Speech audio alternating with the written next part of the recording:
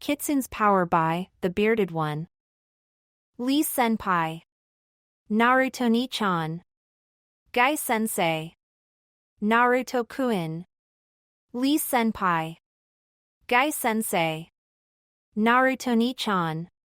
Naruto Kuin. Everyone, look away.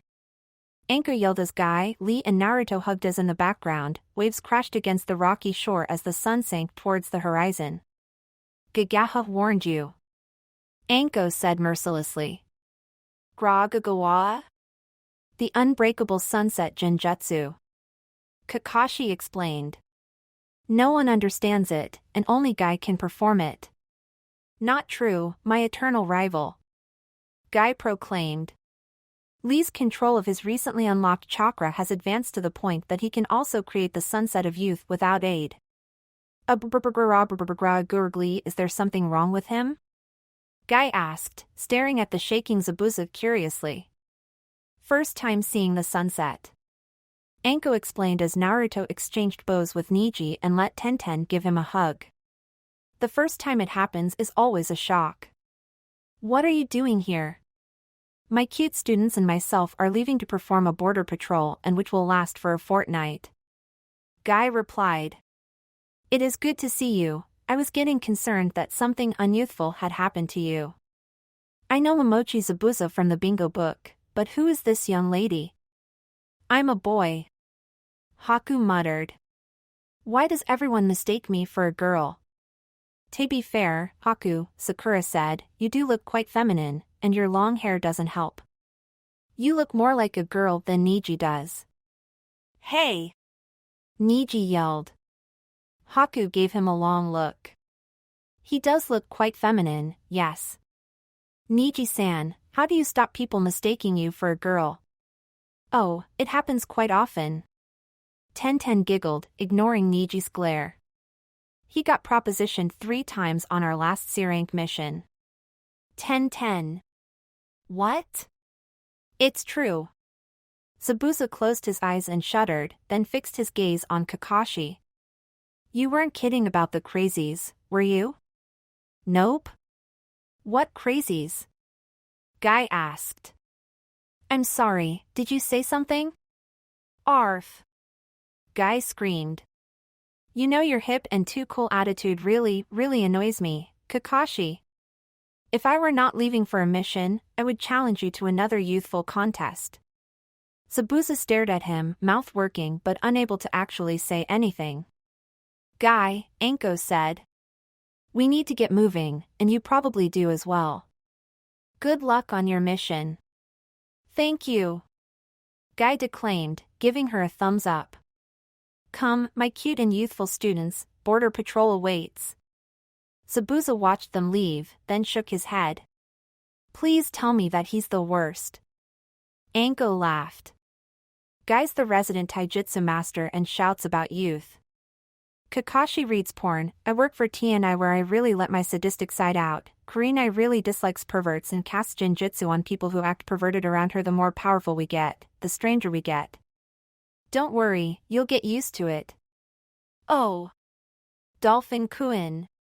Anko leapt down and sprinted to where a man with a scar across his nose was just turning round. He caught her as she leapt at him and embraced her, kissing her in a way that made several of the shinobi nearby laugh, whistle or applaud. Who? How? My old academy teacher, Irika. Naruto said, shaking his head. I still don't know how they got together, but several times I've got up in the morning to do my dawn exercises and found Irika-sensei in the kitchen making coffee. Thank Kami for silencing seals is all I can say. Although he actually makes better coffee than Gai-sensei does. Zabuza stared at him. The man behind the desk was not what Zabuza had expected. Sarutobi Hiruzen, the famed professor, the god of shinobi, the master of ninjutsu, the 3rd Hokage, was an old man. Smoking a pipe. So, Kakashi offered to let you two join our ranks. Hiruzen said with a gentle smile after Anko had finished her recitation of events. Zabuza, you are well known as being Jonin rank and one of the famed 7 swordsmen, so I offer you the rank of probationary Jonin for 6 months. After that, if you haven't got into any real trouble, the rank will be full jonin. And as for your son? Zabuza shrugged. Haku is as a son to me, but I never officially adopted him. And there are people out there who would kill me and him if I gave him the name Momochi. Hiruzen looked thoughtful, then glanced over to Naruto. Yes, Naruto? Gigi, can I adopt Haku as my cousin? Kagetora Haku sounds good. If Haku agrees, then I see no reason why not. The Hokage said. Although as your adopted cousin, he will not become the leader of the Kagetora clan while you are still alive, your claim has primacy. That's cool. Naruto said, and then his smile became an evil smirk. And I think it's time to choose my regent to hold my council seat until I come of age. Zabuza? Zabuza stared at him, then started to chuckle. Within a minute, he had slumped to the floor and was holding his sides as he howled with laughter. Once he'd recovered, he looked across. You realize what a fuss this will cause, right? Naruto shrugged. The council removed my lineage and inheritance. I can't think of anything better than having my uncle there to glare at them until I'm old enough to take over. Uncle? Zabuza said slowly. Sure, kid, as long as Haku agrees. Haku nodded. A clan with not one but two Kekkai Genkais, strength and ice. Hiruzen grinned. And having you on the council will make us a more valid choice for any Nukenin from other countries who wish for a new start, thus giving us the chance to grow even stronger. And it'll convince the civilians to finally stop screwing with me and my clan. Naruto grinned. They'll be too scared to try, since they'll be terrified about what I might come up with next. For a bunker, this is a very nice home. Haku said as he walked down the spiral stairs after finishing unpacking the things in his room. I am really impressed by the training areas and the storage facilities. You are building up quite a library. I agree. Zabuza said as he followed his adoptive son. By the way, with us, all 6 of those rooms are now in use, so who else lives here? Well, Naruto said as he carried the large pot of stew through and placed it on the table while Anko followed with a basket of bread rolls. There's you two, me, of course, Anko-sensei, Kakashi-sensei and Gai-sensei. Zabuza almost tripped at that. Wait, that spandex-clad freak lives here? He's fine once you get used to him. Anko replied quickly. You just need to nod whenever he says anything about youth, then try and get away before he does that sunset genjutsu. What's wrong with the sunset genjutsu? Naruto asked as he re-emerged from the kitchen, bowls and cutlery in his hands. Naruto's seen it so many times that he's immune. Anko explained to the 2 shell-shocked ninja. Heck, he's the one who helped Lee to learn it. Both Zabuza and Haku stared at Naruto, who shrugged helplessly. It was an accident. Anko shook her head and helped herself to some of the steaming stew, grabbing a couple of rolls to keep it company. Zabuza and Haku followed her lead and Haku took a small taste. Wow. This is really good. Thanks. Naruto said modestly as he filled his own bowl, but it's nowhere near as good as Gai-sensei's cooking. Bushibrow's cooking is better than this? Zabuza asked disbelievingly, looking at Anko for confirmation. When she nodded, his non-existent brows rose in shock. I think I can put up with him in that case.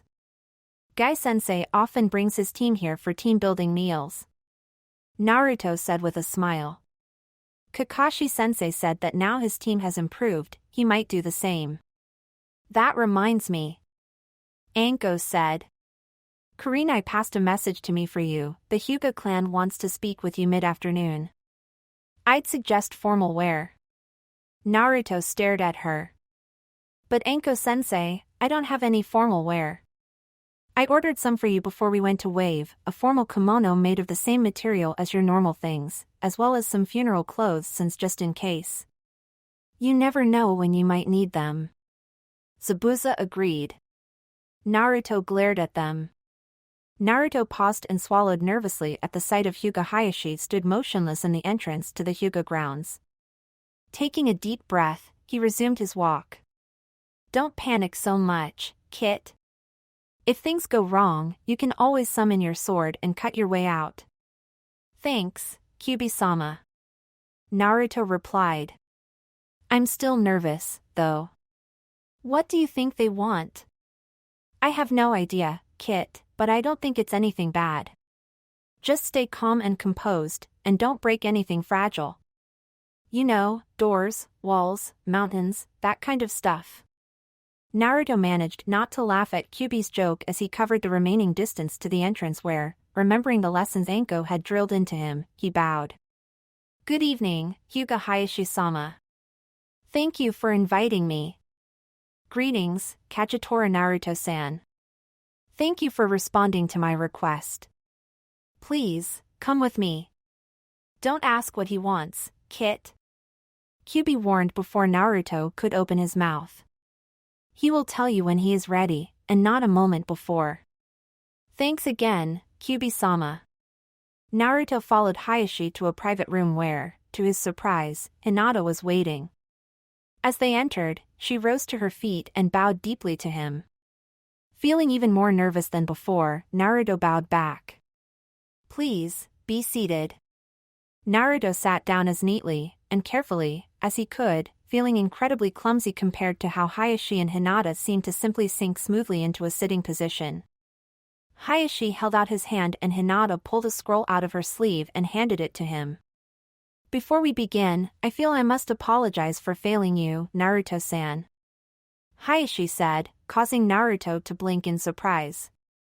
I was not amongst those who chose to remove your true lineage from you, nor was I one of those who stole the inheritance you were due, yet in both cases I failed to see justice done. Despite what the council may decree, know that I do indeed see you as the true son of Namikaze Minato and Uzumaki Kushina, and I will be there to support you should you choose to reclaim your birthright. I thank you, but why? Naruto asked, totally confused. I don't understand. Hayashi sighed. The answer is complicated, but I will try to explain.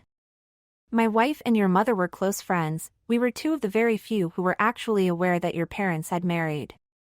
My wife and your mother were such close friends that when they realized that Kushina was going to bear a son and Hitomi a daughter, they made an arrangement to try and bring our clans closer. This document is that arrangement.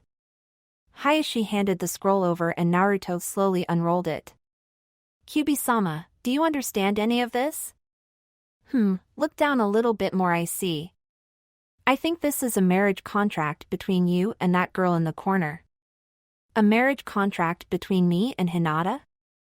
Naruto exclaimed aloud, his eyes wide.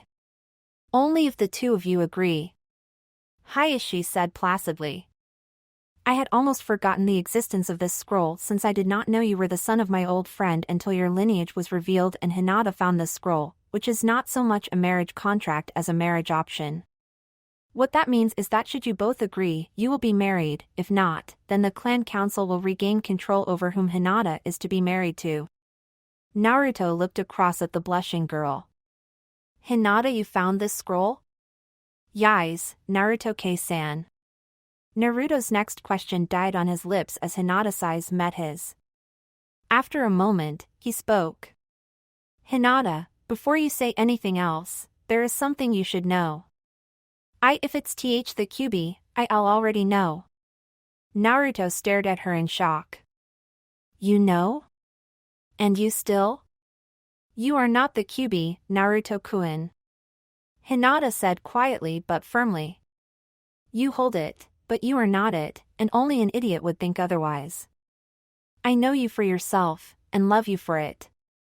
For several seconds, a deep silence held the room, then Hinata suddenly blushed and fainted. Hinata Heim. Before Hinata could hit the ground, Naruto had managed to catch her, then he froze. Hayashi-sama, Naruto winced as he looked round, then his eyes widened as he saw the slight smile on Hayashi's face. I am glad to see that you care for her a great deal, Naruto-san. Hayashi said quietly. Now, we need to discuss certain arrangements. So, Anko chirped from her position on the settee, curled up in Iruka's lap as he frowned over the shogi board between him and Haku. How did it go? Naruto blinked a few times, then managed to pull himself out of his daze. It went amazing. He grinned, causing both Haku and Iruka to look up from their private war. Anko, I'm going to marry Hinata. She wants me and she's really, really nice and Hayashi approves. He even apologized for not managing to stop the council being so damned stupid. Anko's eyebrows rose in shock, then a wide grin plastered itself onto her face. The old stick actually apologized for something? Wow, he must really, really mean it. And you and Hinata are engaged? Naruto nodded, then he froze. Oh Kami, she said she wanted to move here, but all the bedrooms are taken. You still have spare barracks. Anko noted and Naruto shook his head. No. That won't work, I can't just dump her in the barracks, she needs her own room. I have an idea. Iruka said, interrupting Naruto before he could work himself into a panic. Since you want what is best for Hinata, how about Chapter 15, Preparations? What are we doing here? Kiba asked, looking round in confusion as they came to a stop outside the Hyuga compound. And where's Hinata? Hinata's inside. Kurenai said with a smile. She's been preparing for this mission for the last fortnight. Kiba gave Kurenai a confused look. That is an interesting statement. Shino said. Since this mission is a simple D-rank moving mission, transferring furniture and belongings from one place to another, when that fact is combined with your statement, it seems that we are here to aid Hinata-san in moving her items to a place outside the Hyuga grounds. Kiba stared at Shino and Kurenai nodded. Very good, Shino. Now, any idea where she's going? Kiba shrugged. So she's got her own apartment somewhere, right? Shino looked at the two guards at the door. From the lack of anger pheromones and your own actions, Kurenai-sensei, I deduce that Hinata-san is not being exiled from the Hyuga clan, which was the most probable reason for a Hyuga to leave the clan compound. In addition, Hinata-san was the subject of an unfortunate incident when she was 3, so wherever she is moving to must have security on par with the Hyuga clan if they are allowing her to leave without fuss. This implies another clan compound, which in turn implies a betrothal. Kurenai-sensei, is this Hinata-san's idea? Kurenai nodded with a smile. Yes, and her father approved. Then there is only one logical destination. Shino said. I thought I had seen them spending more time together since he returned from his mission. Who? Where? Kiba asked, his face showing that he had not followed the logic. Shino looked at him. Kiba, you may need to keep Akamaru close by your side when we arrive at our destination. You may enter. One of the guards interrupted. Kurenai nodded in thanks and led her 2 students inside to where her 3rd student was waiting, along with a giant white tiger. Kiba gulped as he looked at it. Oh Kami, we're headed there? Thank you for coming, Kiba-san, Shino-san, Kurenai-sensei. Hinata said with a small smile. Kyuka has agreed to carry some of the load for us. We're headed to Tiger Forest? We'll get eaten. Okay, despite the tigers, this place is pretty cool. Kiba said, looking round as he entered the bunker, Akamaru hiding in his jacket from the giant tigers that were watching him with idle curiosity. Up this way. Hinata said, ascending the stairs. My new rooms are up here. Rooms? Kiba asked, leaping up the stairs to follow his teammate. I thought that Kurenai said that all 6 bedrooms were taken? Who moved out? Naruto-kun arranged to have one of the barracks converted into my own apartment. Hinata explained. Since each of the barracks has a small bathroom at the end, it wasn't hard to refit it to give me a proper bathroom and a kitchen/living room for my own use, as well as a bedroom. Kiba stepped through the door after Hinata and looked round, his eyes wide as Hinata switched on the lights. Wow, nice place. Thank you. Hinata said as Shino and Kurenai entered. Before you ask, the bathroom's beyond my bedroom and this is the kitchen/living area. If you can put the scrolls and bags in that corner, please? Thank you. So you get a small apartment of your own here? Neat. Yes, Kiba, but when I marry Naruto-kun, we've agreed that he will move in here with me. Hinata smiled. This means that this flat is for Naruto-kun as well as myself. Where does this door lead? Kiba asked, opening the door set into the side of the room. That's the last of the barracks chambers. Hinata explained quickly. Naruto and I decided to keep it empty so that when we have children, we can put their rooms there. A logical and intelligent example of forethought. Shino said, studiously ignoring the blush on Hinata's face as he glanced through the open bedroom door. If that barracks is the same size as this one, you will be able to fit 5 bedrooms equal in size to your previous bedroom in it. Hinata's blush deepened as Kiba returned from exploring the empty barracks. This place is incredible. Hey, Hinata, can you give us a tour? Hinata-heim? Naruto-kun. Hinata vanished so fast that both Shino and Kiba were left staring at the place she had been standing. Did she learn Shunshin? No, she just ran very fast to meet her fiancé. Kurenai chuckled from the doorway. Come on. Kiba followed his sensei back down the stairs, where Hinata was just finishing giving Naruto a long kiss while Zabuza, Anko and Haku smirked at the scene before them. For almost a minute, Hinata and Naruto simply stared into each other's eyes, then they became aware of the people around them. Kiba managed not to laugh as Hinata promptly blushed bright red and retreated into her jacket while Naruto seemed rather dazed, taking a few moments to return to reality. It's always the quiet ones. Zabuza commented in an amused tone, causing the portions of Hinata that were still visible to turn even redder. We have some training soon. Kurenai said, catching their attention. Hinata, is Kyuka now your official partner? Hinata nodded as the aforementioned tiger ambled inside and settled down by her side. Kiba flinched. Oh hell, he's gonna eat Akamaru, I just know it. Kurenai corrected. And she's promised to leave Akamaru alone. The great tigers know about the Inuzuka and their dogs. In a way, they feel about humans how you feel about Akamaru. Kiba blinked. Hey, what? It's true. Naruto said. They only have one partnership jutsu with their human partners, not loads like the Inuzuka. Would you like to see it? Kiba nodded and Naruto gave a whistle. A moment later, Kaze ambled in and Kyuka nudged Hinata. Okay, Hinata-heim. Just as we practiced. Hinata nodded in response to Naruto's comment and scrambled onto Kyuka's back as Naruto vaulted onto Kaze's. Both Hinata and Naruto made several high-speed hand seals. Combination Kagetora clan technique Great Tiger Henge no Jutsu. They both shouted and vanished in a cloud of smoke. When it vanished, it was to show Kaze and Kyuka both stood there, each with a virtually identical copy of themselves stood on their backs. The copies quickly stepped down and Kurenai walked over to take a closer look. I'm impressed, Naruto. The only way to tell the difference between you and Kaze is your eye color. She said with a smile. Naruto released a purr and walked over to Hinata, nuzzling her cheek.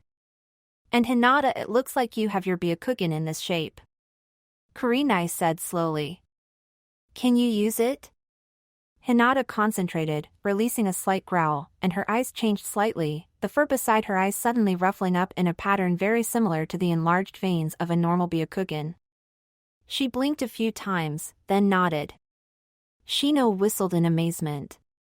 How long can you remain in this form? Hinata replied with a series of barks and growls and Shino facepalmed. Naruto can keep tiger form almost indefinitely due to his chakra levels. His strength has carried over as well, Anko said. We had Hayashi help with testing Hinata's tiger form and we think she can hold it for maybe 8 hours before she needs to rest. I'm impressed. Kiba said slowly. How long have you sorry? Anko-san, how long has Hinata been able to do that?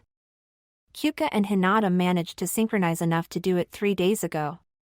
Anko said with a smile as Naruto playfully nipped at Hinata's tail and she responded by chasing him outside. Since then, Hinata's been learning how to move properly in that shape. That will help with long-distance missions. Kurenai said thoughtfully. If Kyuka agrees to carry one or two of us and Hinata carries whoever's left over when Hinata returns to normal, I'll have to talk with her about it. Hey, come here. Kiba called from the door. You gotta see this.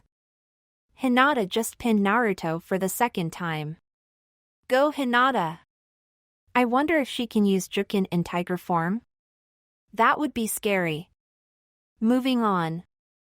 Kurenai said firmly, pulling some papers from her pocket. These are the forms for the Chunin exams, which start next week and which I think you three are probably ready for.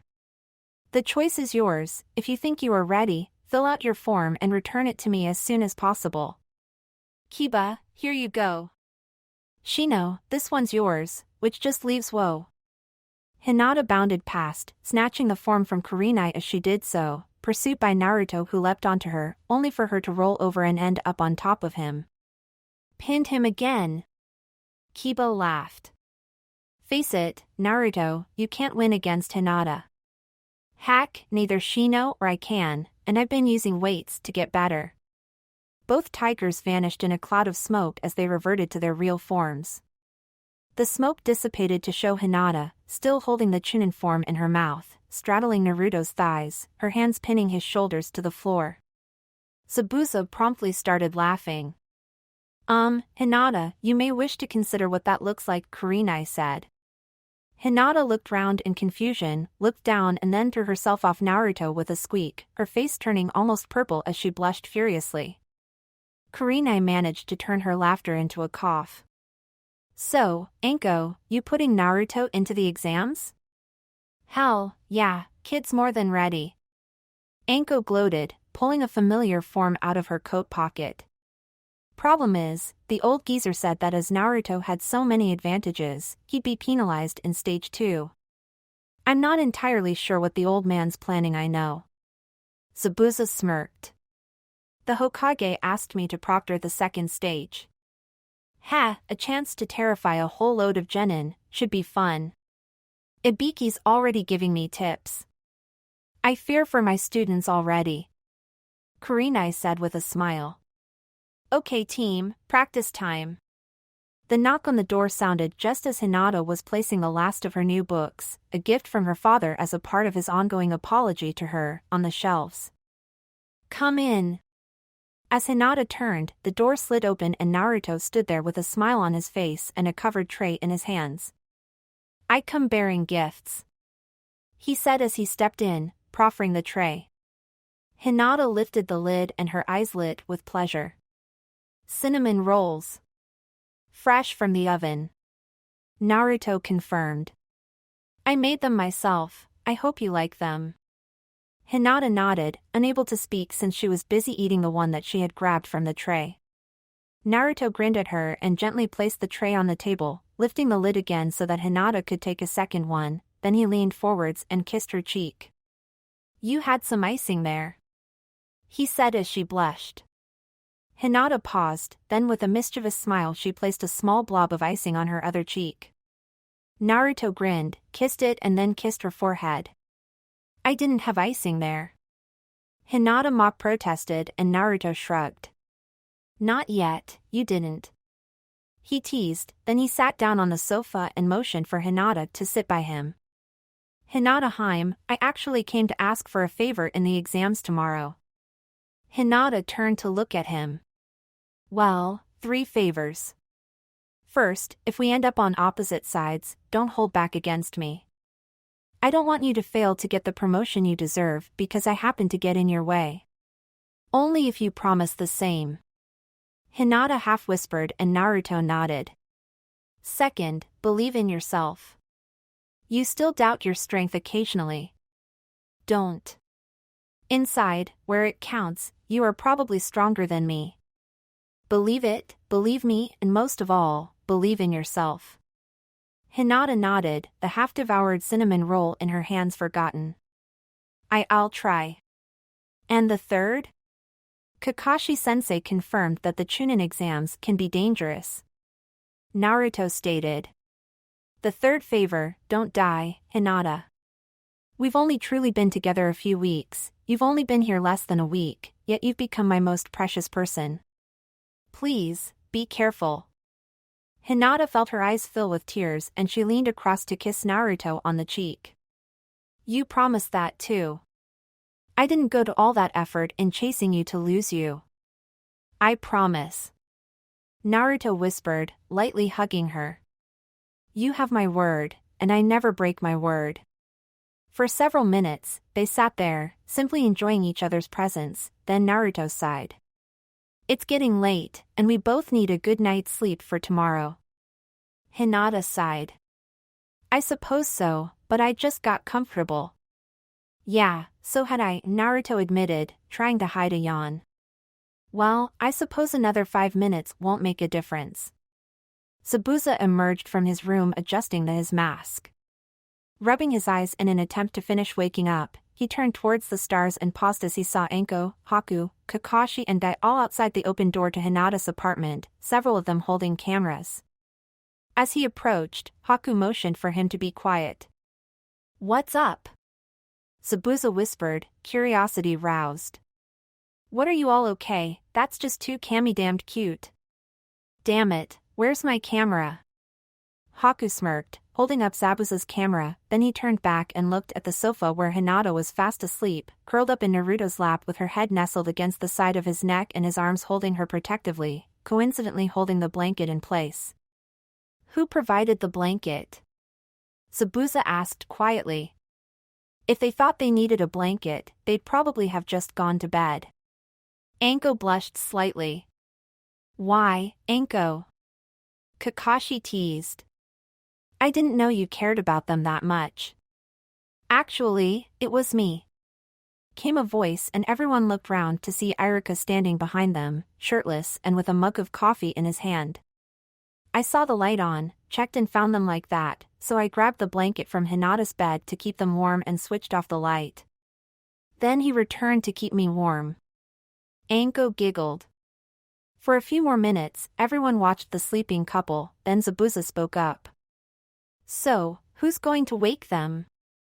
After all, they do have that test to attend today. Everyone glared at him. What? Hush! Naruto whispered just loud enough for them to hear. You'll wake up Hinata. You're awake too? Hinata asked, lifting her head to look at him. I thought you were asleep and I didn't want to wake you up. How long have you been awake? About half an hour. Naruto said slowly. You? Bit longer than that. Hinata admitted, doing her best to ignore the laughter coming from the group in the door. I guess this means it's time to get up. Chapter 16, Assembling for the Test. Hey, let me go, you bully. Naruto turned towards the small child's cry, as did Kaze.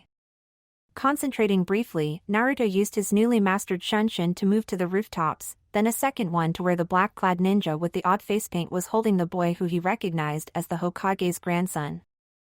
A surge of chakra informed him that Kaze had followed him.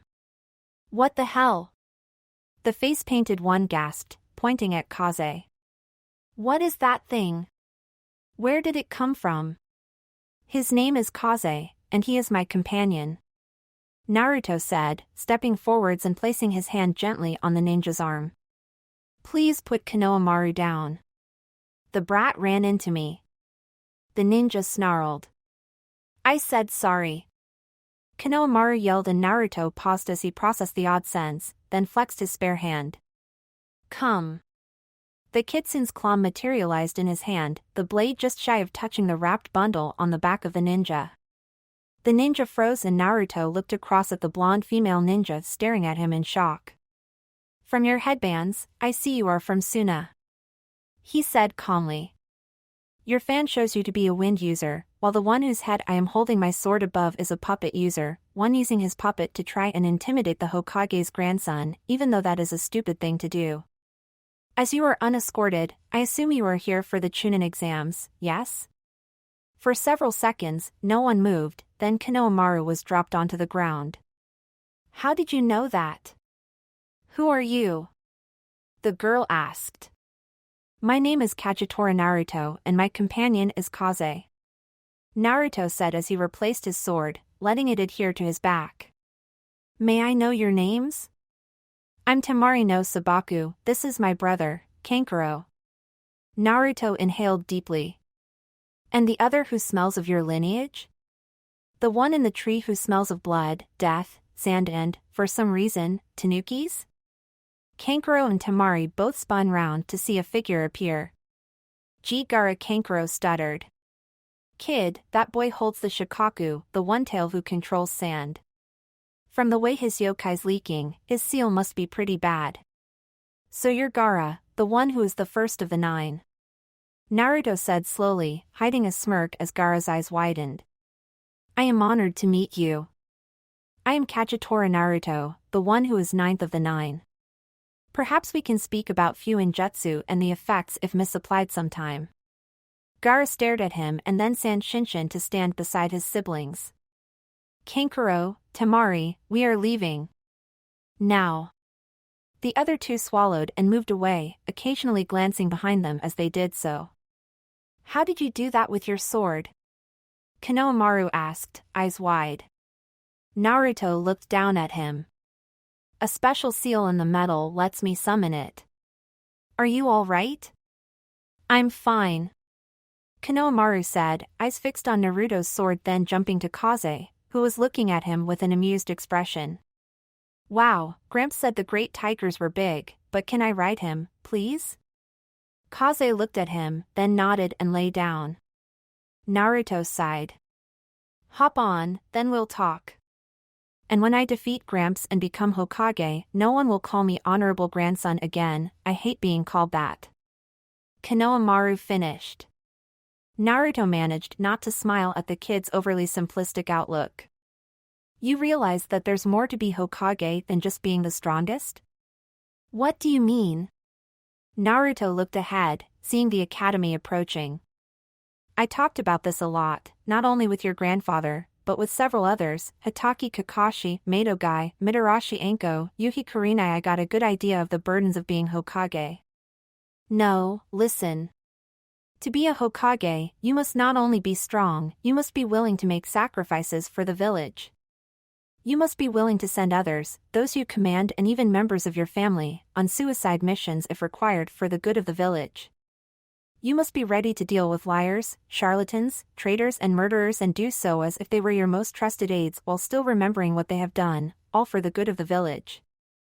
You must be ready to place the village above what is good for any specific individual. You must balance the rules of the village and the demands of the council, balance the clans to prevent any of them getting too much power and remove those that threaten Konoha. As Hokage, you have no one to look up to direct you and tell you that you are doing the right thing. It is a lonely job, one where you must always be suspicious of those who agree with you since you cannot know whether they do so for the sake of the village, or because they wish to manipulate you. Being Hokage is a job that only those strong in body, mind and spirit can hope to do.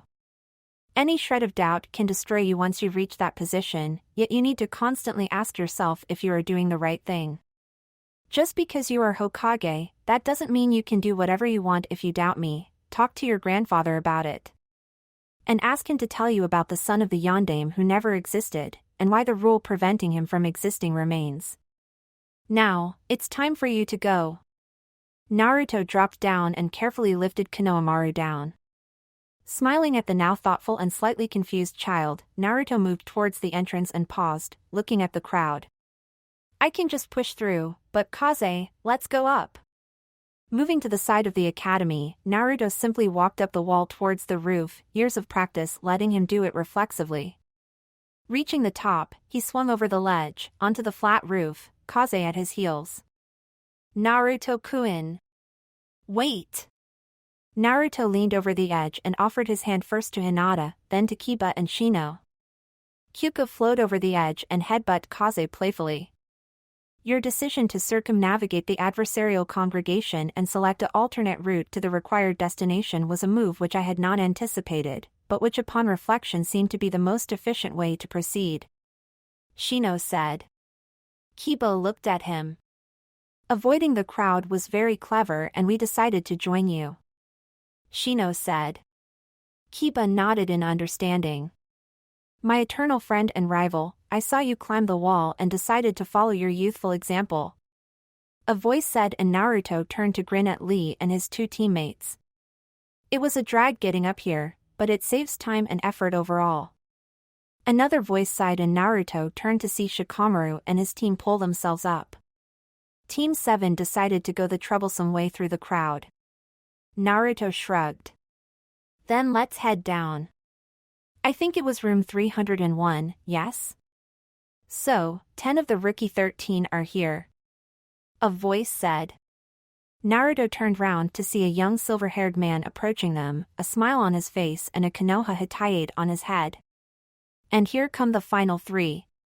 A grunt announced Sasuke's arrival and Ino tried to pounce him, only to find herself suspended by Naruto's grip on her belt. Hey, what are you doing? You need to get your act together, Ino. Naruto said quietly. We're representing Konoha here, we need to be professional. He's absolutely right, the newcomer said as he pulled out a deck of cards and flipped through them.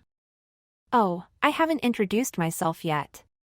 My name is Yakushi Kabuto. This is my 7th attempt at the exams, so I've been around a bit and picked up quite a bit of info. For instance, we have 52 teams in this exam, or 154 genin here total since Naruto here counts as a team by himself, most of them from Konoha since we're the ones hosting it, but we also have a fair number of genin from Suna and AIM as well. Grass, Waterfall, and we even have a team from the newly created Sound Village as well, though I'm not quite sure how they will stand up since their village was just made last year and all. Since these teams are from other countries, you can expect them all to be among the top of their ranks in their villages. Now, these cards hold the information I've been able to gather on the participants. Anyone have someone they'd like to know about? For a few seconds, the genin looked at each other, then Naruto spoke. I encountered someone interesting earlier who smelled of blood, sand and death. Gaara no Sabaku. What can you tell me about him? Kabuto pulled out one of his blank cards and channeled chakra into it, causing writing and a picture of Gaara to appear on it. Gaara of the Sand. I don't have much info on him since this is his first exam, but it says that he's done 8 C-ranked missions and a B-ranked mission without getting a scratch? Damn, his teammates are his older siblings Kankuro and Temari and his Jonin sensei is named Baku. Sorry that I don't have more. He's a sand user. Naruto said, causing Kabuto to stare at him. Uses it as defense and offense. Huge chakra reserves, Kage level plus. I'd advise not going up against him if you can avoid it. He is bloodthirsty and from how his sand smelled, he's killed before. Quite a few times. Kabuto raised one eyebrow and pulled out another card.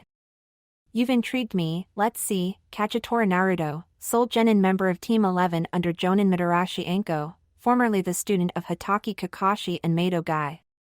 Your missions are 15D ranked, 5C ranked, 3B ranked and an A rank? Does it have my parentage? Naruto deadpanned and Kabuto shook his head. No, but it says you have medium to high kinjutsu skills, good taijutsu abilities, low jinjutsu and your strength is off the scale, probably because of your Kekkai Genkai. You have a great tiger that you are partnered with in the much same way that the Inuzuka use their dogs and your ninjutsu skills are ranked high. Overall, you've got better skills than most chunin and even some special jonin. Impressive. What have you got on Hyuga Hinata? Came a voice and everyone turned to see Niji looking at his cousin. Tell me about my cousin. Kabuto pulled out and activated another card. Hyuga Hinata. Part of Team 8 underneath Yuhi Kurenai with Inuzuka Kiba and Aburame Shino as teammates. The runner-up for Kunoichi of the Year, her missions are 12D ranked and 3C ranked. A Byakugan wielder and Jukin user, but also trained in snake style under Midarashi Anko. Chakra levels are higher than normal for a Hyuga, taijutsu is about average, but she also has a partnership bond with a great tiger. It also says you are the Naruto's fiancé. Hinata blushed and hid her face in her jacket collar while Niji frowned thoughtfully. Since this is your first exam, the amount of information I have on you is limited. Kabuto shrugged. Naruto-san, Thank you for that additional information about Gaara. I shall have to make certain that I avoid him. All right everyone, it's time for the exams to start. A man shouted from the front of the hall. The proctors will show you to your assigned seats. Once there, sit down and shut up. Naruto glanced round, suddenly wishing that Kaze and Kyuka hadn't decided to wait on the roof for them. Grandpa? Hiruzen looked up from the ever-equals growing paperwork to see his son standing in the doorway. Grandpa, can I talk to you? Of course. Hiruzen said with a smile, come in. What is it? Konohamaru walked round the desk and climbed into his grandfather's lap. I met that boy you kept talking about, Kagetora Naruto, today. He got me out of some trouble I was in and talked to me about being Hokage. I hadn't realized it was such a burden? Hiruzen suggested and Konohamaru nodded. If it's a burden, why do you do it? Because I can't trust anyone else to do it properly. Hiruzen said quietly. There are many who want the position of Hokage, but most of them want it for all the wrong reasons. They don't truly care about Konoha, they aren't willing to make the sacrifices that Konoha needs, they simply see the power of the position and want it for themselves, and to hell with anyone else. I cannot let someone like that become Hokage. Konohamaru frowned in thought. So what makes a good Hokage? Hard to say. Hiruzen mused. A good Hokage must be willing to sacrifice himself for the good of the village if needed. He must learn the abilities of those who report to him so that he can deploy them for the greatest effect, and he must learn their weaknesses so that he can prevent them from putting the village in danger. He must be able to lie and tell the truth with equal skill, must be able to negotiate from weakness and dictate from strength. A Hokage must be implacable in wars, defiant in defeat, magnanimous in victory and gentle in peacetime. And a Hokage must be willing to face every day the greatest enemy that a Kage can have, an enemy that is soul-destroying and always returns. Konohamaru stared at him. Paperwork. Chapter 17, The First Test. Paperwork. Naruto stared at the test in front of him with hatred normally reserved for the council members who had voted to strip him of his heritage. The sheet of paper and somehow survived his glare, failing to ignite or shred under his aggravated gaze. Now that everyone's seated, pay attention. Growled the large black-clad man at the front of the room. Naruto looked up and frowned slightly. I know I've never seen him before, so why does he seem so familiar? My name, for those of you who don't know it, is Marino Ibiki. The man said and Naruto jolted in his seat. The movement attracted Ibiki's gaze. You have something you want to say, Genin? My sensei talks about you all the time. Naruto blurted before he could stop himself. Ibiki raised an eyebrow. And your sensei would be? Midarashi Anko. Naruto replied and quite a few of the other genin spun in their seats to stare wide-eyed at him. Ibiki merely nodded. Then you would be Kagetora Naruto. She's mentioned you, I'll be keeping an especially close eye on you if even half of what she said is true. Several of the genin chuckled and Ibiki glared at them, causing them to freeze under his gaze. Time to begin. The rules are simple, each team starts with 10 points. Each time you are caught cheating, you lose 2 points. Whenever a team loses all their points, they are out. There are 10 questions to answer, 9 of them are on the sheets in front of you, the 10th will be revealed in 3/4 of an hour. You will not leave your seats unless accompanied by a proctor, raise your hand for attention if you need it.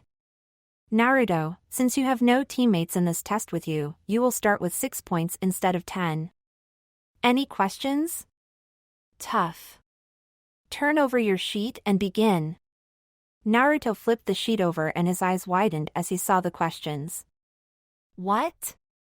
These are Jonin level questions, not Chunin, how can they expect us to cheat? Right, let's see. Kabuki said that there were 154 genin, but this hall has 20 rows of 8, which is 160. There aren't any spaces, so that means that 6 genin are not actually taking the test and are therefore plants, so I should find and copy one of them. Naruto glanced round, then he saw Hinata make a familiar motion 3 rows in front of him. Hinata's obviously worked it out and is using her Byakugan. Maybe I can copy off her? Let's see if I can use that trick that Kaze taught me. Naruto picked up his pencil and half-closed his eyes. Calling on the meditation practice that Guy had drilled him in, he channeled extra chakra to his ears, identifying and discarding all the noise around him until all he could hear was Hinata's slight movements and the scrape of pencil against paper as she started to write. Using the sound to direct his own pencil, Naruto was soon filling the 9th question space when he glanced down at what he had written. Naruto-kun, after this exam, you are going to tell me how you did that, preferably while treating me to a romantic dinner. And, if you are nice enough, you can treat me to breakfast too. It took all of Naruto's willpower not to laugh, but when he realized what Hinata was saying with her postscript, he felt his cheeks almost burning as he blushed furiously. Looking across at Hinata, he gave a slow nod and thumbs up. In the depths of his mind, he could hear the Kyuubi sniggering at him. All right, pencils down. Naruto took the command as a chance to glance around him.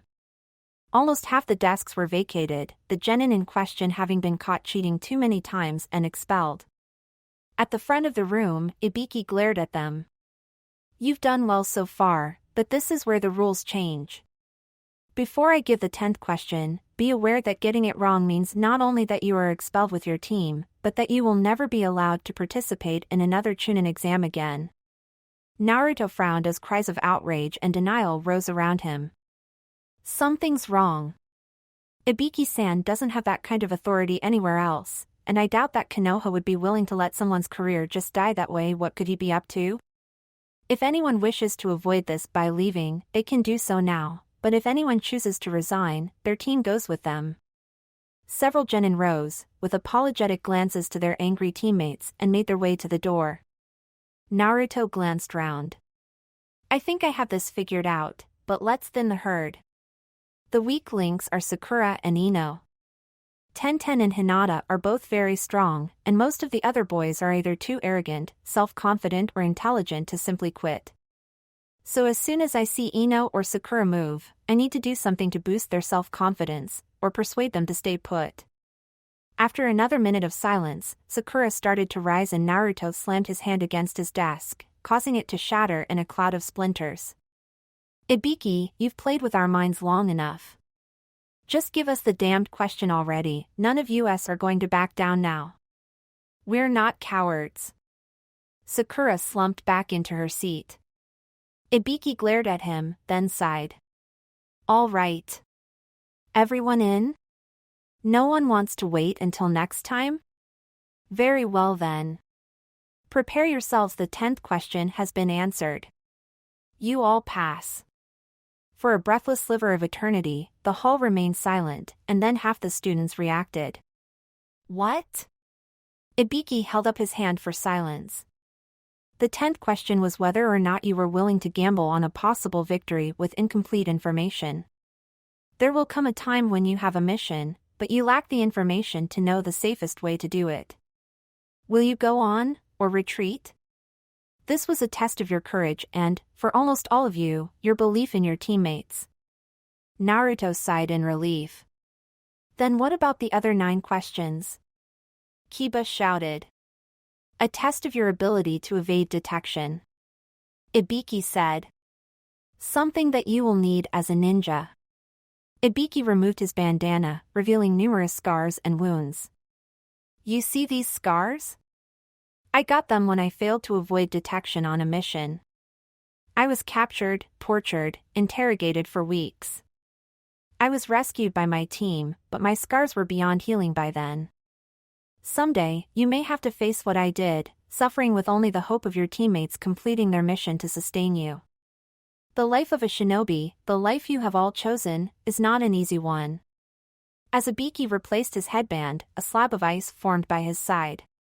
A moment later, a familiar figure seemed to fade into view, and then stepped out of the ice sheet. Haku. Ibiki-san. Haku said with a slight bow. I am here to direct those who have passed the first test. Ibiki nodded and stepped back as Haku turned to face the remaining genin. 73 genin, Ibiki. Well, my father will cut that number in half, at least. Please make your way to Training Area 44, also known as the Forest of Death.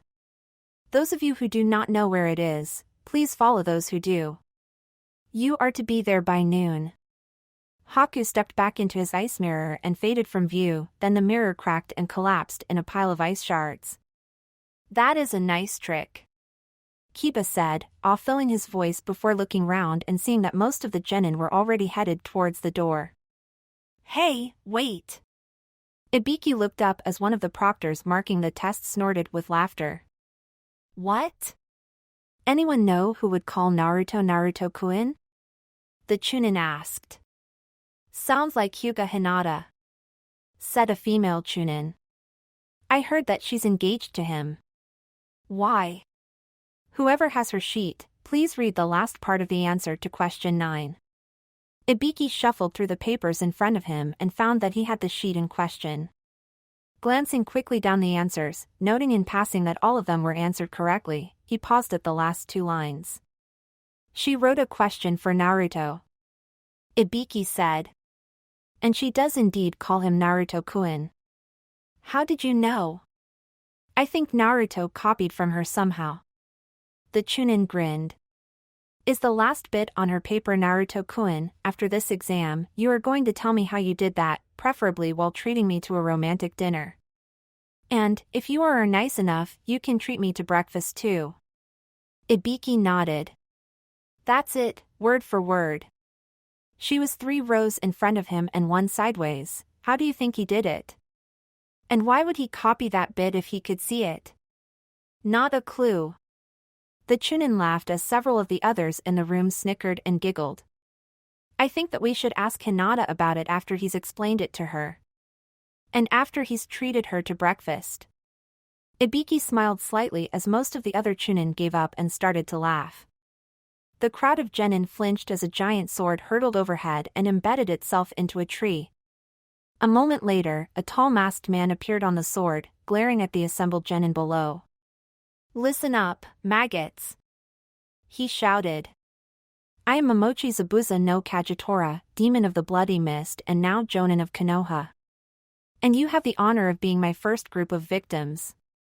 Welcome to the second stage of the genin exams which take place in the Forest of Death. The assembled participants stared at him silently with the exception of the Kiri ninjas, most of whom were sweating and whimpering. Before you can proceed, you need to sign a form releasing Konoha of liability of any injuries you sustain, or indeed any responsibility should you die, and some of you will die. Once each team has signed the form, you will receive either a Heaven Scroll or an Earth Scroll, like these. Standing below Zabuza, Haku held up 2 scrolls so that everyone could see the writing on them. Your task is simple, obtain one of each scroll and make your way to the central tower. Your time limit is 5 days. There is no upper limit on the number of scrolls you can obtain, but the longer you remain in the forest, the more likely you are to be attacked. Remember that you need your whole team to finish, so if one of your teammates dies, you cannot pass. There is, however, one exception to the 2-scroll rule. Here we have the special scroll, which will be held by Kagetora Naruto. For him to finish, he needs to keep this scroll and obtain both a Heaven and Earth Scroll. If anyone else manages to get the scroll off him, it is a reverse summoning scroll. Have your team place a drop of blood in each of the 3 seals and you will be transported to the tower where you will be given an automatic pass, irrespective of the number of scrolls you have. It will not, however, work for Naruto. Before you try to attack him, know that he was trained by Madogai, Hitaki Kakashi and Mitarashi Anko. There is a reason we are making it harder for him, and it's to give the rest of you bastards a chance. The tent is over there. Fill out your form, grab your scroll and get to the gate you are assigned to. Move. This will be easy. Kaze growled, we already know the forest in its entirety, we just need to ambush a few teams and take their scrolls. I would prefer not to kill if possible, Naruto said, glancing left and right. Kage snorted. We can do this, 2-legged tiger cub. However, I would suggest you change shape for this. As long as you wear my shape, your scroll is safe. Naruto froze, then hit his forehead. I am such an idiot, I can't believe I forgot that. I will need to change back to take down the other teams, though. Use your selves made of shadow thing and send them to do the fighting. They take down the enemy, you get the scroll and then we fade into the leaves. Naruto nodded slowly. Sounds like a good plan. Once we get the scrolls, though, I'd like to check on Hinata. She is with Master of Insects, runs like a wolf, white for great heart and blossoming flower in the morning dawn. She will be safe and we will meet her at the tower. Yeah, with Shino, Kiba, Akamaru and Kyuka, she'll be fine. Naruto admitted. It's just your heart and hers beat as one, your souls are intertwined. Kaze said understandingly. She makes you happy, truly happy, and you bring out the true strength in her. Together you are far more than either alone can not worry. You have many hunts ahead of you both. Naruto nodded and reached up to stroke Kaze's head. Thanks. I have been considering tactics and believe the optimum path to victory would be for Hinata to utilize her special collaboration jutsu. Once she has done so, she and Kyuka can provide us with superior terrain traversing capabilities, while Hinata's Byakugan will allow us to locate and outmaneuver opposing teams. In addition, our adversaries will not be anticipating the appearance of a duo of highly intimidating felines. Kiba stared at him. Shino. Dumb it down for me please, you know I'm not that clever. Shino was saying that I should use my tiger form. Hinata explained. I would carry one of you and Kyuka would carry the other, and I could use my Byakugan to see where other teams are. Kiba nodded, then looked sadly at Akamaru. We've really got to grow up fast, Akamaru. We're being left behind again, even with weight training. Oh, speaking of which. Kiba quickly removed the metal bracelets from his wrists and ankles, sealing them into a small scroll. Standing up again, he took a few steps and bounced up and down with a grin. Wow, those chakra weights were the best investment I ever made for myself. Okay, I'm at full speed and strength now, nowhere near Naruto, but good against anyone else. Attention all genin, this is a 1-minute warning. The test will begin in 1 minute, prepare to enter when the gates open. You will have 30 seconds to enter once the gates open, failure to enter will result in disqualification. 45 seconds until entry. Kyuka hauled herself to her feet and moved to the sliding gate, Hinata by her side. Everyone ready? I am fully prepared. Bring it on. Arf. 30 seconds. 20 seconds. 10. 9. 8. 7. 6. 5. 4. 3. 2. 1. The gates opened and Team 8 darted into the waiting forest. Chapter 18, The Forest of Death. The forest echoed with the noise of the wildlife that inhabited it, creatures that would pose a threat to any ninja. Not, however, to the 2 giant tigers prowling through the undergrowth. Another trail, this one's not a Konoha team.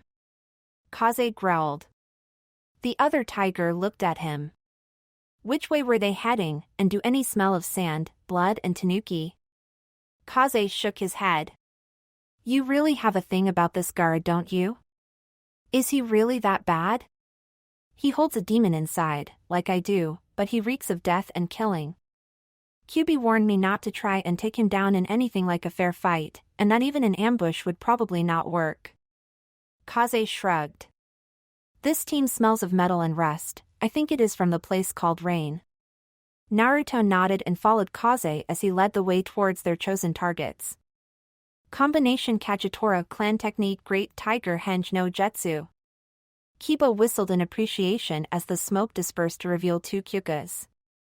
The upper one dropped down and moved across to Shino, while the original took station by Kiba and waited for him to scramble on. So Kiba said thoughtfully. Any teams nearby? Hinata nodded and the 2 tigers started to prowl through the forest. Shino concentrated and a small cloud of bugs appeared from his sleeve and flew through the forest ahead of them. After a few minutes, one of the bugs returned. Our opponents carry the scent of metal, Shino stated. I would guess that they are from the Rain Village. Cool. Kiba smirked. We can see just how tough they are. Hinata growled in agreement. Well, this is messed up. The three rain ninja looked in shock at the force surrounding them. Most of the clearing was ringed by almost 100 Kage Bunshin of Kaze and Naruto, the latter holding an enormous sword in his hand. The part not covered by Naruto was held by Hinata, Shino, Kiba, Akamaru and Kyuka. Naruto-kun, I didn't know you were after these people too. Naruto shrugged. Well, they don't stand a chance against me and you five could probably flatten them without breaking a sweat. Rain-nin, what scroll do you three have? The Rain Kunoichi held up a scroll and Kiba cursed. Earth scroll. Damn it, we needed a heaven scroll. Shino shrugged. Then we shall find one. Naruto-san, Hinata would be most irate with us if we tried to take your scroll, so this one is yours. Would you like aid, or will you deal with them yourself? The three Rain-nin looked at each other, then the leader nodded with a sigh and made a hand motion. The Kunoichi slowly placed the scroll on the ground and backed away as one of the Naruto Bunshins scooped it up. Naruto-kun, Hinata asked, how does Kaze manage to do that many Kage Bunshin? I thought only you had such reserves. Naruto laughed, rubbing the back of his head. Actually, it's like the other technique. When I do a Kage Bunshin, Kaze matches his chakra to mine and while Hinata nodded. That's very clever, Naruto-kun.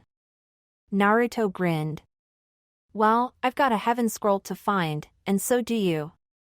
See you at the tower, Hinata-chan. You two, Kyuka, Shino, Kiba and Akamaru. Most of the Bunshins vanished in clouds of smoke, and when the Rain-nin looked round, it was to find themselves alone once more. After a few tense minutes, the leader sighed. New plan. Let's get the hell out of here. The gate's that way. Before you turn back into a tiger, we need to find some way to communicate better. Kiba said, then he looked round. What? Communicate better? Hinata repeated, her eyes sparkling with suppressed mirth. Who are you and what have you done with our Kiba? Very funny. Kiba grumped. Seriously, we need to know what you see, and as a tiger, you can't tell us. Hinata nodded. All right, how about this? I'll stay human until we get our heaven scroll, then turn tiger and get us to the tower as fast as possible. That sound like a good compromise? It is an excellent suggestion. Shino said. Hinata's enhanced feline mode is far superior in terms of mobility, although remaining human indeed provides much-needed vocal interaction during exploratory reconnaissance. Kiba stared at him and Shino sighed. As tiger, Hinata moves better. As human, she can talk to describe things. Kiba nodded, then Akamaru let out several soft barks and whines. Hey, Akamaru sends another team, that way. Kyuka growled slightly and Hinata nodded.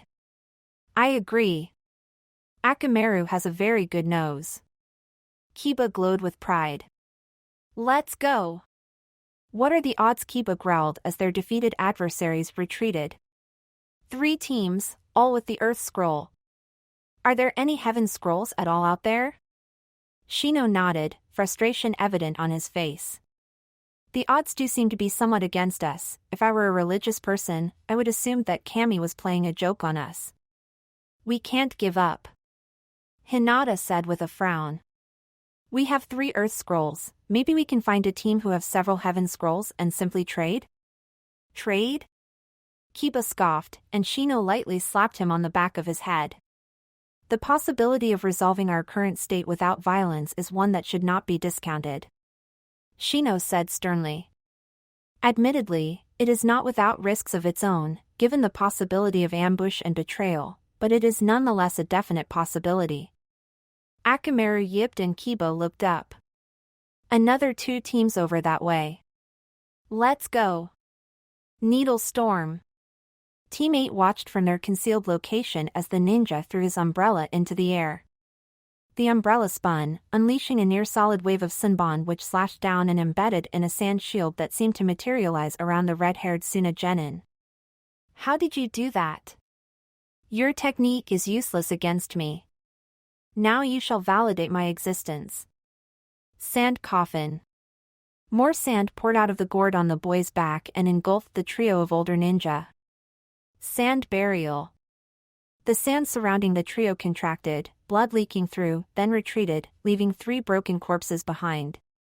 The Suna Kunoichi moved over and, disgust evident on her face, pulled a scroll from the corpse of the leader and looked at it. Hey, this is an earth scroll, we can head for the tower now. Teammate watched the trio leave, then Hinata activated her Byakugan and moved towards one of the other corpses. Hinata, what are you doing? Kiba hissed. Hinata steeled herself and opened the top of the crushed corpse, revealing a scroll in the pocket. Pulling it out, she handed the scroll to Shino, then fled into the bushes and started to throw up. Shino looked at the scroll. A heaven scroll. He noted. We can head for the tower. Hinata finished throwing up and let Kiba pull her into a reassuring hug as she fought down her tears. Shino joined them, having stowed the scroll in one of his pockets. He just killed them. Hinata gasped. No mercy, nothing. No wonder Naruto warned us against him.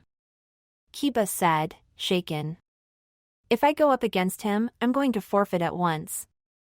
That sand of his, I do not believe I will be able to counter his abilities either. Shino said. It is agreed, none of us are to accept a fight against Garo of Suna. Hinata nodded as Kyuka licked the tears from her cheeks. There is no rush. Shino said. We are in a concealed location. Take your time, Hinata, we still have several days left, more than enough time. Hinata nodded, then stood up. No, I just need to get going. Kyuka? Kyuka nodded and lay down, allowing Hinata to climb onto her back. Combination Kagetora clan technique Great Tiger Henge no Jutsu. Kiba scooped up Akamaru and as Hinata stepped back down, he bowed to Kyuka, then scrambled onto her back as Shino accepted a ride from Hinata. The tower is that way, I would suggest that speed is our ally at this point. Hinata nodded and accelerated, following Kyuka as they wove between the trees, heading towards the tower. If qualities of heaven are your desire, acquire wisdom to take your mind higher. If earthly qualities are what you lack, train your body and prepare to attack when heaven and earth are open together. This perilous path will become righteous forever. This something is the secret way that guides us from this place today. Kiba frowned as Hinata finished reading the poem mounted on the wall. Qualities? Train? What the heck is that supposed to mean? It is simple. Shino said. We are supposed to open the heaven and earth scrolls here. The poem says that if we lack a heaven scroll, we should find one, if we lack an earth scroll, we should procure one, and that to advance safely, we need to have both scrolls and to open them here in order to advance. Hinata nodded and Kiba frowned. So we just open the scrolls? Then what? Only one way to find out. Hinata said as she accepted one of the scrolls from Shino. The two of them placed the scrolls on the floor and Shino unrolled his, then Hinata unrolled hers so that the two scrolls crossed. The scrolls started to emit smoke and both Hinata and Shino retreated rapidly, Hinata dropping into a modified Jukin stance as Shino summoned a swarm of bugs. Kyuka prepared to pounce while Kiba dropped to all fours, Akamaru on his back. Interesting welcome. Irika-sensei? Hinata gasped as a familiar figure emerged from the smoke. What are you doing here? My job. Smiled the scarred genin. I'm one of the ones who are tasked with welcoming the genin teams to the tower. Congratulations on passing the second stage. Wahoo! Kiba shouted, leaping up, Akamaru balancing on his head and yipping with excitement. Irika smiled. So, you have another 4 days until this stage ends. We have several rooms for you to rest in, a food hall and other facilities including an onsen if you wish to clean up. Has anyone else arrived? Shino asked and Irika nodded. Yes, one of the teams from Suna arrived less than half an hour ago. The Sand siblings, I believe. Why? We saw them fighting. Hinata said quietly. I think we should avoid them. Especially Gaara. Irika raised an eyebrow. I see. Well, there are plenty of Umbu in the tower with orders to put a stop to any fighting, so as long as you don't start anything, you'll be safe. Now, this way, let's get you settled in. Chapter 19, The Forest of Snakes. Sasuke stood above the unconscious form of his adversary, smirking as he deactivated his Sharingan. His enemy had put up quite a fight, and he had acquired several new jutsus from it, as well as gaining some new taijutsu moves. But more importantly, he held an earth scroll in his hands, one which would allow them to head straight for the tower since they had started with a heaven scroll. Sasuke-kun, are you alright? Sasuke nodded, turning towards Sakura. His eyes widened as he saw her enemy almost embedded into a tree. She followed his gaze and blushed. He said I was a useless waste of space and that he was going to well, it wasn't nice. Ugly knocked him out with one punch. Sai said as he walked towards them, wiping his tanto with a piece of cloth torn from the corpse of his former adversary. My opponent didn't have the scroll. Sasuke held up his prize with a smirk. I got it. If we hurry, we may just set a new record. Kukuku, indeed you did get it. An unexpected voice chuckled and all three genin turned to see a kunoichi from grass appear. Sai's eyes widened. I am sensing far too much chakra for a normal genin. He said quietly but urgently. Her chakra level is very high, probably Kage level, and the way she moves I believe that retreat is the best option here. The mysterious kunoichi smirked. I saw your fight, you have wonderful eyes, Sasuke-kun. Sasuke drew his sword in a single, well-practiced movement as Sakura scurried behind him. Activating his Sharingan again and passing his scroll back to Sakura, he fixed his gaze on the intruder. Who are you and what do you want? A sword? How nice. The intruder smirked, then she opened her mouth. Sasuke froze in disgust as a snake emerged from between her lips, then it regurgitated a long sword which the kunoichi took hold of. The snake retreated back down the woman's throat and the kunoichi pointed her sword at Sasuke, her free hand making seals faster that even Sasuke with his Sharingan could follow. Great wind release. A blast of wind lifted Sai into the air, sending him above the trees and Sakura bit down on her scream. The kunoichi glanced at her, then back at Sasuke. Now that the only dangerous one of your team is gone, I think it is time to test your Kinjutsu skills. Sasuke adjusted his stance, then found himself defending against a huge number of strikes and slashes. Even with his Sharingan letting him follow the moves and adding them to his inventory, it was all he could do to avoid getting hurt. In a clashing of blades, the kunoichi retreated, her face cut by his desperate counter, but not bleeding. Sasuke stared at it in horror. What are you? The kunoichi reached up and peeled her face off, revealing another one underneath, a man's pale face with yellow, slitted eyes. I am one of the Sannin, Orochimaru. And you, Sasuke, are the reason I am here. The last of the Uchiha with the Sharingan eyes, how could I pass up such a prize? Ignoring Sakura whimpering behind him, Sasuke adjusted the grip on his blade. Orochimaru. He said thoughtfully. I've heard of you. The Sannin traitor, the one who searched only for power and betrayed his team for it. I am so happy that I am still famous. Orochimaru smirked, idly spinning his sword. You are no match for me, you know. Sasuke shrugged. Every minute I delay you is a minute that Sai has to fetch help. He's too annoying to die that easily. As if to underscore his words, a distant explosion sounded and Orochimaru looked thoughtful. He just destroyed my summons. Sasuke smirked. He's had practice. Anko-sensei trained us using summoned snakes. We are well aware of their strengths and their weaknesses. Ah, Anko-chan. Orochimaru smiled. My little student. How is she? You can ask her when she oversees your interrogation. Sasuke's eyes widened as he recognized Naruto's voice, and Orochimaru hurled himself sideways to avoid the impact. When the dust settled, it was to show Naruto standing in a crater, Kitsune's claw balanced across his shoulders. "Hey, team. Thought you could use some help. Kaze's clone is carrying Inky to the tower to wait for you. He confirmed you have both scrolls." Sasuke nodded as Sakura eeped behind him. "Sakura, get on," Naruto commanded. "He'll take you to Sai. Sai suffered a broken leg and will need help. The team and I will follow shortly, once we chop this freak up." "Kukukukuku, and who are you to make such threats?" Orochimaru taunted. "Who am I?" Naruto repeated. "I am the friend of the great tigers, head of the Kagetora clan, wielder of the great sword Kitsune's claw. I am the one who possesses the as yet unnamed Kekkai Genkai of power and who was trained by no less than 4 of the greatest jonin of the village. I am the genin student of Mitarashi Anko and the beloved of Akunoichi who gave up her position of luxury and privilege because she wished to be with me.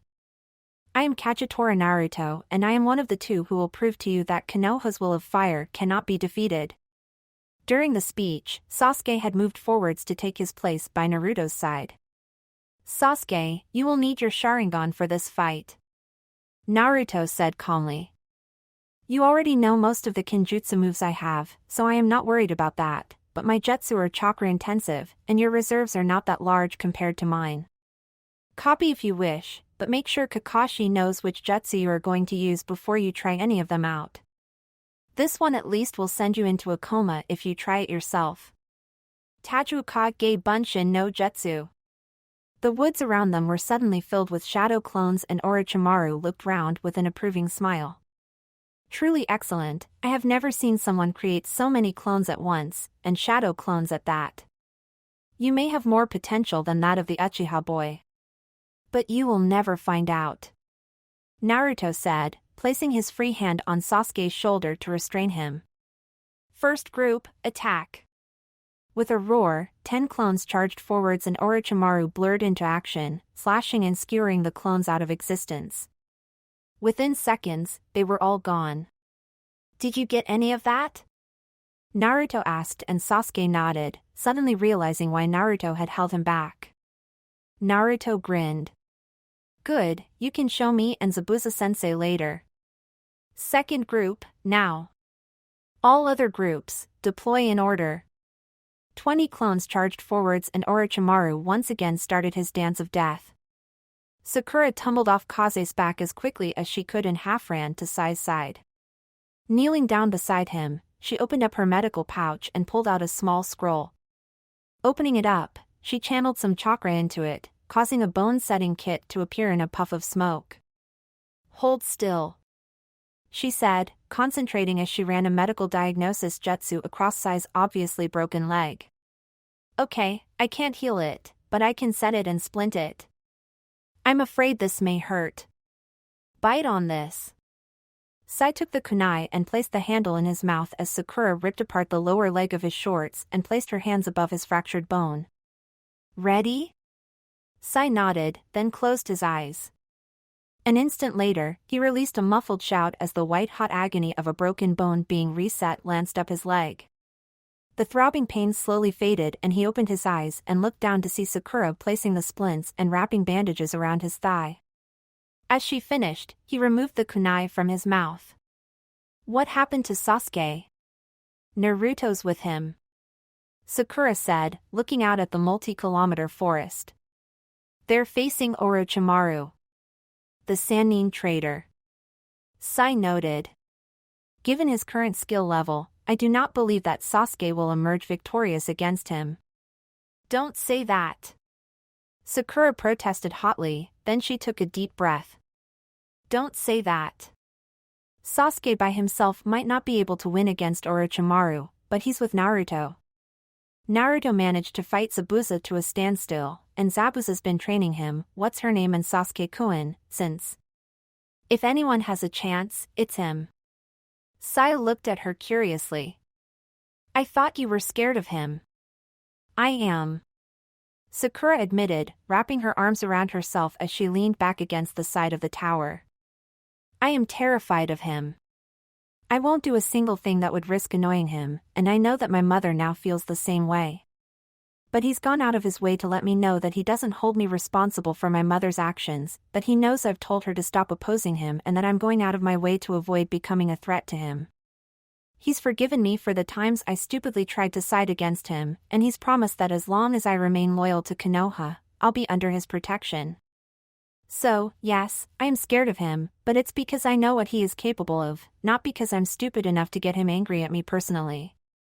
Sai stared at her, head tilted slightly as he pondered her words. How strong do you think he is? Sakura shrugged. I don't know. Anko-sensei said he's probably at Special Jonin by now, and it's only political considerations holding him back. Once he blasts through the Chunin exams, he'll be another step towards becoming Hokage. Do you think he will become Hokage? Sakura lowered her head. One time, I'd have said no.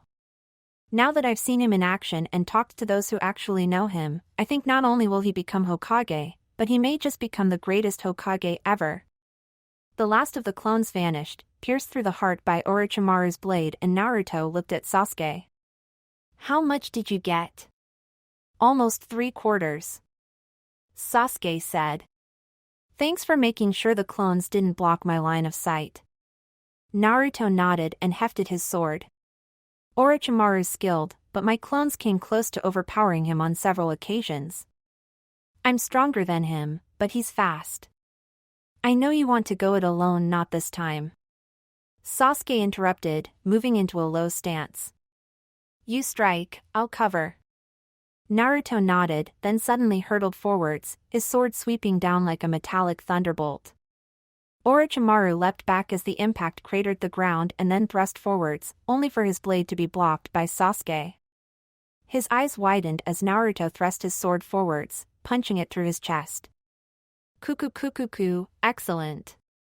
Sasuke's eyes widened as Orochimaru turned into mud and fell to the ground. A mud clone. Did you get it? No. I don't know when he switched. Sasuke retorted, spinning round to search the forest. Behind him, Naruto snatched the dagger off his belt and hurled it into the tree canopy. Did you get him? Wasn't aiming for him. Naruto said. Preparing for something else, something inspired by the man who wasn't my father. Sasuke blinked. I'm interested now. Orochimaru said as he stepped into view. So tell me, who is this man who wasn't your father? You look like a young Minato, so if it wasn't him, Kakashi maybe? I didn't know you had been adopted. Well, you can tell me all about it later. Keep your eyes on. Naruto warned. I think he's about to take things up a notch. Orochimaru smirked, then darted forwards, his sword flickering in a twisting thrust that Naruto barely managed to block. Sasuke lunged forwards to counterstrike, only for Orochimaru to leap sideways, unleashing a barrage of snakes from his sleeve. With a yelp, Sasuke flung himself backwards, unleashing a fireball that caused the snakes to vanish in puffs of smoke. What the hell? The harsh ring of metal on metal caught his attention and he looked up to see Orochimaru kicking a now disarmed Naruto away from him before leaping forwards, bringing his sword down in a powerful slash. Sasuke lunged forwards, knowing that he wouldn't be able to block the strike, but unwilling to let the only genin he truly respected die clang. Orochimaru's eyes weren't the only ones that widened in disbelief as his sword was blocked by the Kitsune's claw. How? Summoning seal. Naruto smirked as Sasuke slashed at Orochimaru, forcing him to retreat slightly. Allows me to call my sword to me whenever I want. Very clever. Orochimaru smirked as Naruto regained his footing. I underestimated you. Your strength is incredible, your speed excellent, and your skill is quite advanced. You are no match for me, but you are troublesome. Normally I would kill you where you stand, but if you let me do what I came to do, I will not only let you live, I will let you become my apprentice. Think about what you can learn. Naruto smirked as he grabbed Sasuke and swung him onto his back. Think about what you can learn from me. Watch and learn, Orochimaru. Demon technique, reverse dagger summoning. Orochimaru's eyes widened in shock as a red chakra briefly surrounded the two boys and then it vanished, taking the duo with it. No. Sakura stared at the sight. She had almost wet herself in shock when the dagger that she recognized as Naruto's had buried itself up to the hilt in the tower wall barely 10 paces away from them. She had known just how far she was from where Sasuke was and the strength of the throw required was inhuman. However, the dagger had done nothing for a while and she had almost forgotten about it as she tended to size cuts and scrapes under the watchful eye of Kaze. And then the dagger had suddenly glowed. Sakura had spun round just in time to see a flash of red light which faded to reveal Naruto with Sasuke clinging to his back. For almost a minute, no one moved, then Naruto spoke. "You can get down now, team. We're at the tower." Sasuke glowered at Naruto as he dropped to the ground and resheathed his sword while Naruto reclaimed his dagger. "Thanks. I owe you. Whatever jutsu scroll you want from the Uchiha library is yours. Make that 5, you helped me learn a great deal of that new sword style." Sakura stared wide-eyed at the two boys. She couldn't believe that Sasuke had just said that. Naruto grinned. "How about you forgive me for the 1,000 years technique?" Sasuke snorted. "I forgave you that during my second genin test, dobe. Kakashi-sensei tried to do it to me and I managed to dodge it since I recognized what was going to happen. Nope, 5 jutsu scrolls once we finish this stage. On my honor as an Uchiha. But I will be practicing working that new style into my own. You may be better than me, but that doesn't mean I won't try to put up a fight. Thanks. Now, we need to part ways. You enter the tower while I wait for my clones to return with the scroll I need." Sasuke stared at him. "What? You really think even I could have found and seized 2 scrolls that fast? My clones reported success just before I summoned us here." Sasuke paused, then nodded, giving the impression of a formal bow. Walking over to Sakura and Sai, he looked down at them. "Can we get him into the tower?" Sakura nodded and Sasuke crouched down, pulling Sai's arm across his shoulder. Standing up, he supported Sai as they moved towards the tower entrance. At the doorway, he paused and looked at Naruto. "I still think you're a dobe," he said, "but you just might make it to Hokage. And when you do, I'll support you when you reclaim your heritage, as long as you support me when I kill my brother for murdering my clan." "I thought you wanted to do that alone?" Naruto asked in honest curiosity and Sasuke laughed harshly. "I thought so too, until I realized how much stronger than me Orochimaru was, and Itachi's stronger than him. I need to get a lot stronger to stand a chance against my brother. I knew that before, but I never really accepted it until now. Once this is over, will you tell me what training you got? I may not be able to do it myself, but it'll give me an idea of what I need to learn." Naruto nodded and Sasuke walked into the tower, Sakura trailing him in confusion. Chapter 20, The Central Tower. The cloud of smoke formed above the 3 open scrolls and dissipated to show Madarashi Anko. She looked at her student with a proud smile and tossed him a stick of dango. "You made it, Gaki, and so fast, too. Anything interesting happen?" Naruto shrugged. "Not really. Used my clones to get one of the scrolls, collaborated with Hinata-chan's team to get the second, teamed up with Sasuke to hold off Orochimaru until we could escape Anko froze." "Orochimaru? He's here?" "He's after Sasuke." Naruto confirmed. "I think it's for his Sharingan. You may want to check with Kakashi, I'm sure he's got the story from his team by now. On the plus side, I think Sasuke really gets the idea of teamwork now." Anko stared at him, her plate of dango forgotten. "How did you escape?" "I summoned myself and Sasuke to where I had thrown my dagger," Naruto said, holding up the Kitsune's fong. "It's a trick that only I can do due to my unique chakra. I bet Sensei team was not happy." Anko smirked briefly, then she sobered. "I need to tell the Hokage about this, Orochimaru being back is not good news," he swore to destroy Konoha. "This is bad, but you should be safe here. Head in and claim a room, there's plenty of food available, including stuff for Kaze. Naruto nodded and Anko clapped him on his shoulder. When word gets round that you survived combat with Orochimaru, well, I think your promotion is in the bag. Nice work, Gaki, nice work. Naruto-kun. Naruto turned just in time to intercept Hinata's flying glomp. The impact knocked him back a few paces as he managed to not fall over, then he lightly hugged her back. At the table where Hinata had been sitting, Kiba waved while Shino righted the chair that Hinata had vacated as soon as Naruto had appeared. Hey, Hinata. I see you've got yourselves a heaven scroll. Hinata nodded and tightened her hug, burying her face into the side of his neck, then she released him, grabbed his hand and pulled him to her team's table. Once again, Naruto wondered how someone without his enhanced strength could pull him around so easily. Perhaps it was a secret jutsu that only girls knew. Reaching the table, Hinata sat down and Naruto took the seat beside her, smiling as Hinata promptly leaned against him, resting her head on his shoulder. He placed his arm around her and she sighed in contentment. It is good that you succeeded in finding the required scrolls, Naruto-san.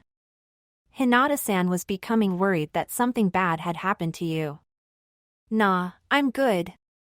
Naruto said with a smile. Had a bit of a sword fight with Sasuke, but we both got out of it without getting injured. You fought Sasuke? Kiba asked and Naruto shook his head. Nope.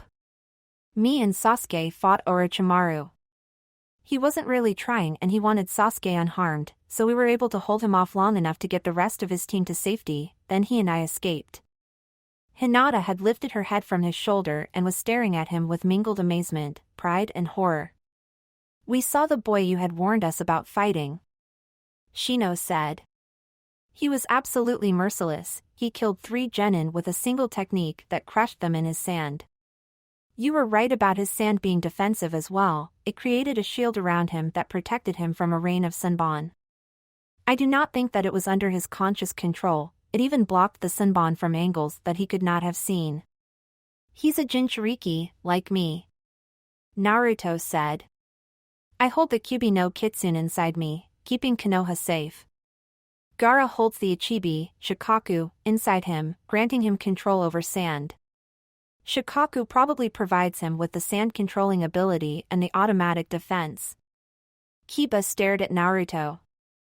You're a Jinchuriki? Your father sealed the Kyuubi into you? Shino, why aren't you surprised by this? I realized it on the day that Naruto's heritage as the son of the Yondaime Hokage was revealed. Shino said. His realization as to his parentage may have distracted most of the other students from what was revealed, but I paid attention to the lead-up to the revelation, and realized that the secret that was almost revealed that day was Naruto's status as a Jinchuriki. As to why I am not bothered by it, may I remind you that we of the Aburame clan know full well that having something inside us does not mean that we become that which we contain. I hold Kekkai, I am not one. Naruto holds the Kyuubi, but he is not the Kyuubi. Only a true idiot would think otherwise. Kiba frowned at him, then nodded slowly. I think I get it. It's like Naruto's the cup and the Kyuubi's the water. The cup holds the water, but doesn't turn into it. Naruto nodded. Exactly right. I can call upon the Kyuubi's chakra on occasion, even talk to him. I'm not the first Jinchuriki of the Kyuubi, the first was Uzumaki Mido, the wife of the first Hokage, the second was Uzumaki Kushina. I became the third after Kyuubi was freed during my birth and someone used a fully evolved Sharingan to force him to attack Konoha. Uzumaki Mido, the wife of the Shodaime and Uzumaki Kushina, the wife of the Yondaime. Shino stated. Interesting how both of the other Jinchuriki were Uzumaki. How did you know this? I have not come across any reference to it. I talked to the Kyuubi on occasion, that's how I know why he attacked Konoha. He was being controlled by a renegade Uchiha. Naruto shrugged. He's the one who gave me my Kekkai Genkai, although we both kind of screwed up a bit. I accidentally removed one of the limitation seals on me while he was upgrading my strength and end result was supercharged strength, more than he planned. Seals? Hinata asked, her face filled with concern. What seals? A dozen or so. Naruto replied, staring at nothing as he thought back. Several designed to limit my strength and coordination, 2 designed to kill me should I leave Konoha without permission or at the whim of the person who placed the seal, some memory degradation seals, 1 placed by the Yamanaka clan. I'll have to talk to Inoichi about that sometime, that kind of thing. Even a tracking seal. They're all gone, now. Naruto looked round to see the other 3 staring at him. People placed seals on you? Shino asked and Naruto nodded. Yep, apparently had any more been added, it would have affected the main seal quite badly, probably killing me and releasing a very angry Kyuubi. Naruto said. At the moment, Kyuubi has access to all my senses, he can hear what I hear, see what I see, we can talk silently, he's very sarcastic at times. And if I let him, he can use his chakra.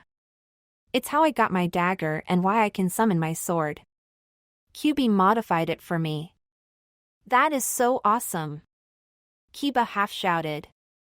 And the tigers? Is that why you're their master? Their friend. Naruto corrected. Actually, it's a combination of my strength and willingness to wrestle them that first attracted their attention, then they learned a few tricks from observing me and decided that I'd make a great honorary tiger. From that point Naruto shrugged. Anyway, now I'm here, I need some food, then I need to get some rest. The room next to ours is free. Hinata said with a smile as Shino rose and headed over to where the food was. You can claim that one. Naruto opened his eyes as the door to his room opened and a figure slipped through. Kaze lifted his head, then settled down again and Naruto caught a whiff of lilacs and violets. Hinata, is something wrong? Nope. Hinata whispered as she moved across to his bed. Lifting the sheet, she slid in and snuggled up to Naruto, resting her head on his shoulder. I just wanted my snuggly. Kaze coughed with laughter and Naruto glared at him. Laugh it up, furball. I don't laugh at you when you're chasing a lady tiger, do I? Hinata giggled and shifted slightly, giving Naruto a tight hug that would have caused anyone else to temporarily lose the ability to breathe. You've got stronger. Naruto noted, wrapping his arm lightly around her and stroking her face with his free hand. Hinata nodded. We all have. Kiba was shocked when I revealed how strong I was. He's been training hard to build up his strength and chakra reserves so that he can claim to be the brawn of the team again. Shino's also been training, he's been working on his taijutsu and weapons work. He uses a pair of scythes that he hides up his sleeves. Kiba's sticking to his clan's taijutsu, but he's using weights and has learned several new jutsu. He can hold his own against me in a spar again. The 2 of them lay in comfortable silence for several minutes, then Hinata spoke again. Naruto, how strong are you now? Hard to say. Naruto mused. I managed to hold off Orochimaru in the forest, but he wasn't trying all that hard. Zabuza-sensei says that I'm about equal to him in sword work, I just need more experience. Anko insists that I could make special jonin now. Overall, I think I'm fairly strong. As a clan head and my future husband should be. Hinata murmured, shifting again. Naruto tilted his head, resting his cheek against the top of her head and she sighed in pleasure. Do Shino and Kiba know you're here? Yap, and if they know what's good for them, they won't say anything. Hinata smirked. Besides, we've had a long, hard day, and I thought I'd remind you that you're mine and I'm yours. Naruto smiled and relaxed. I'd say more the former than the latter. He joked and Hinata gently slapped his forehead before resuming hugging him. You know, it wasn't too long ago that you'd be fainting before even considering climbing into bed with me. Hinata shook her head slightly.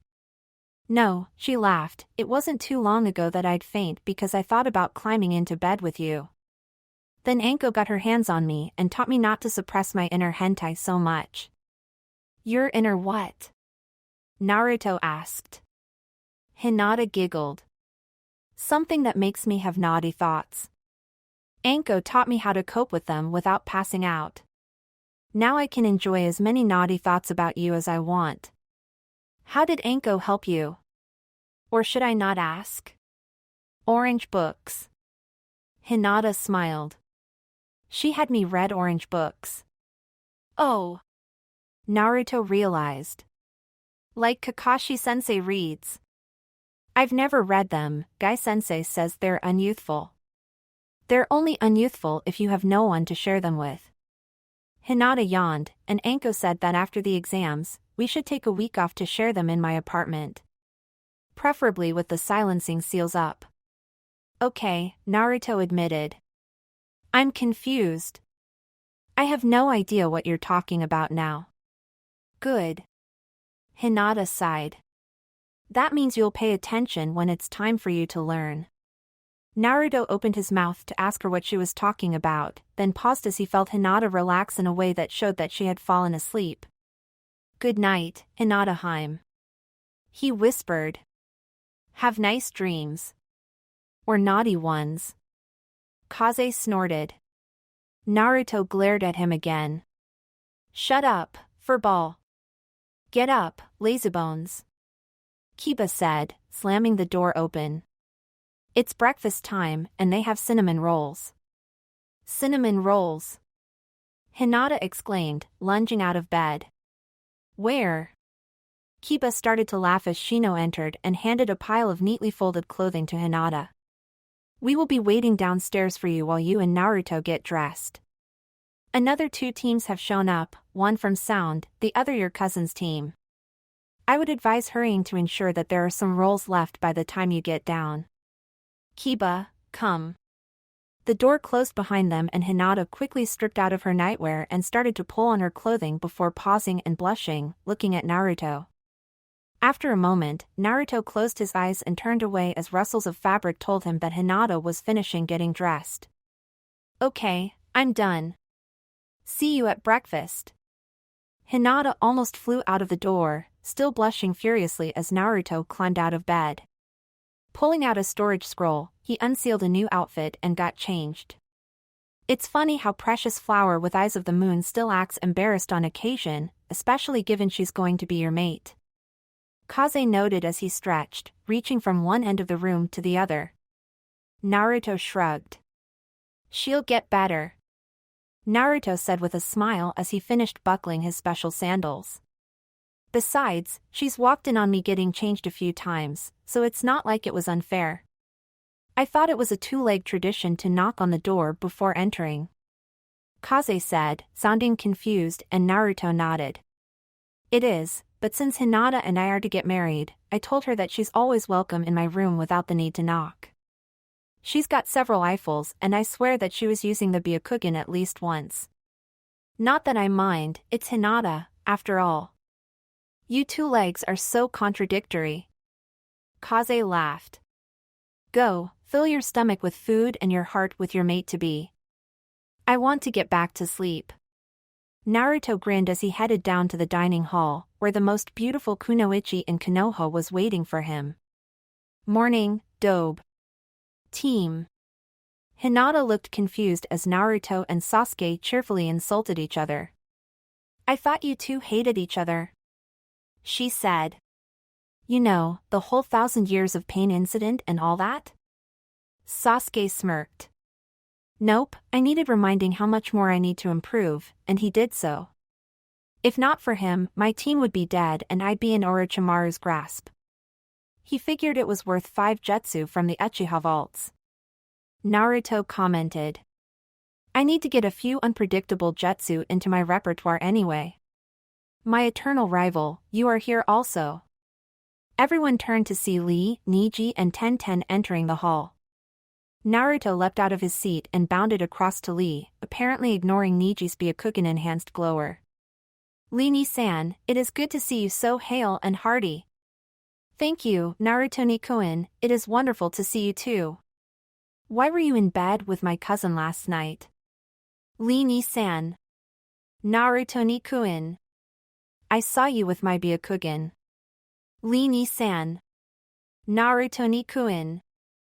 I'm asking you a question. Lee-ni-san. Naruto-ni-kun. Look away now. Sakura shouted and everyone spun round. That is one heck of a technique, Kiba said, looking at the shadow of him cast by the sunset genjutsu. But why did he get Lee to do that?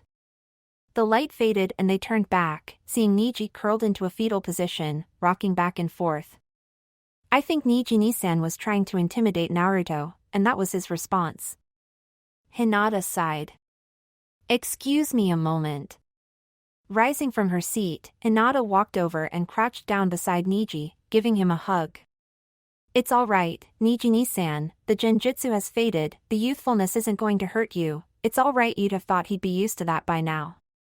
Naruto shrugged, leading Lee and Tenten back to the table. Sakura tilted her head. Was Niji right? You slept in Hinata's bed last night? Of course not. Naruto exclaimed, looking shocked. No true shinobi would ever impose on a lady like that. I never even set so much as a single foot in her room last night, as Kiba and Shino can verify. Shino nodded in confirmation while Kiba grinned widely. Sakura nodded. So Niji was wrong. No, he was right. Hinata said, leading a shell-shocked Niji over and guiding him into a seat. I wanted my snuggly, so I went to him. Your snuggly? Sasuke repeated in disbelief. You call the one who fought Zabuza to a standstill, who held his own against Orochimaru, the one who can create an army of Kage Bunshin, your snuggly? Hinata blushed slightly as she nodded and Sasuke dropped his head into his hands. I can't deal with this right now. That's like calling one of your tigers furball. I do call them that, whenever they annoy me. Naruto grinned. Sasuke shook his head in disbelief. If anyone else said that, I wouldn't believe it. Naruto laughed. Chapter 21, Preliminary Knockouts Part 1. Naruto looked around as he stood in the large hall. Several other teams had made it, all of the Konoha 13 and another Konoha team, the Suna siblings and a trio from Sound.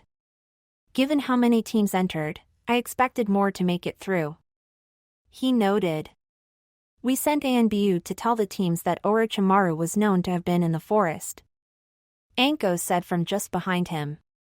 Half of the remaining teams bailed at that point. You're looking at those brave enough and skilled enough to win. Pay attention, the Hokage's about to speak. Naruto nodded and turned his attention to the raised dais at the front of the room where the Hokage was standing. An instant later, Anko appeared by his side and Naruto glanced back to see the Anko behind him vanish in a cloud of smoke. Ha, Kage Bunshin. All right, now pay attention. Anko said, her voice echoing through the hall. Lord Hokage is about to explain the third exam to you, so you'd better pay attention, maggots. Lord Hokage, they're all yours. Naruto has a smirk at how Anko had gone from commanding to respectful with that final sentence, then he hid his amusement as the Hokage stepped forwards. Ahem. First, before I tell you what the third exam entails, I want to explain something about the test itself. Listen closely now, it's something all of you need to understand. The hall seemed to go absolutely silent as the Hokage spoke. I'm going to tell you the true purpose of these exams. Why do you suppose our country holds these exams in conjunction with our allies? To raise the ability levels of the shinobi and increase friendship between allied nations, to be sure. But it's important you understand its true meaning. The exams are, so to speak, they're a representation of the battle between allied nations. Everyone seemed to inhale in shock at that. What's that supposed to mean? Tenten asked before she could stop herself. Now, if we look at our history, the Hokage continued, all the countries that we're currently allied with were once neighboring nations that continuously fought with each other for power. In order to avoid destroying each other's military strength meaninglessly, those countries picked champions to do battle on behalf of their countries at a mutually selected location. That was how the Chunin selection exams originally began.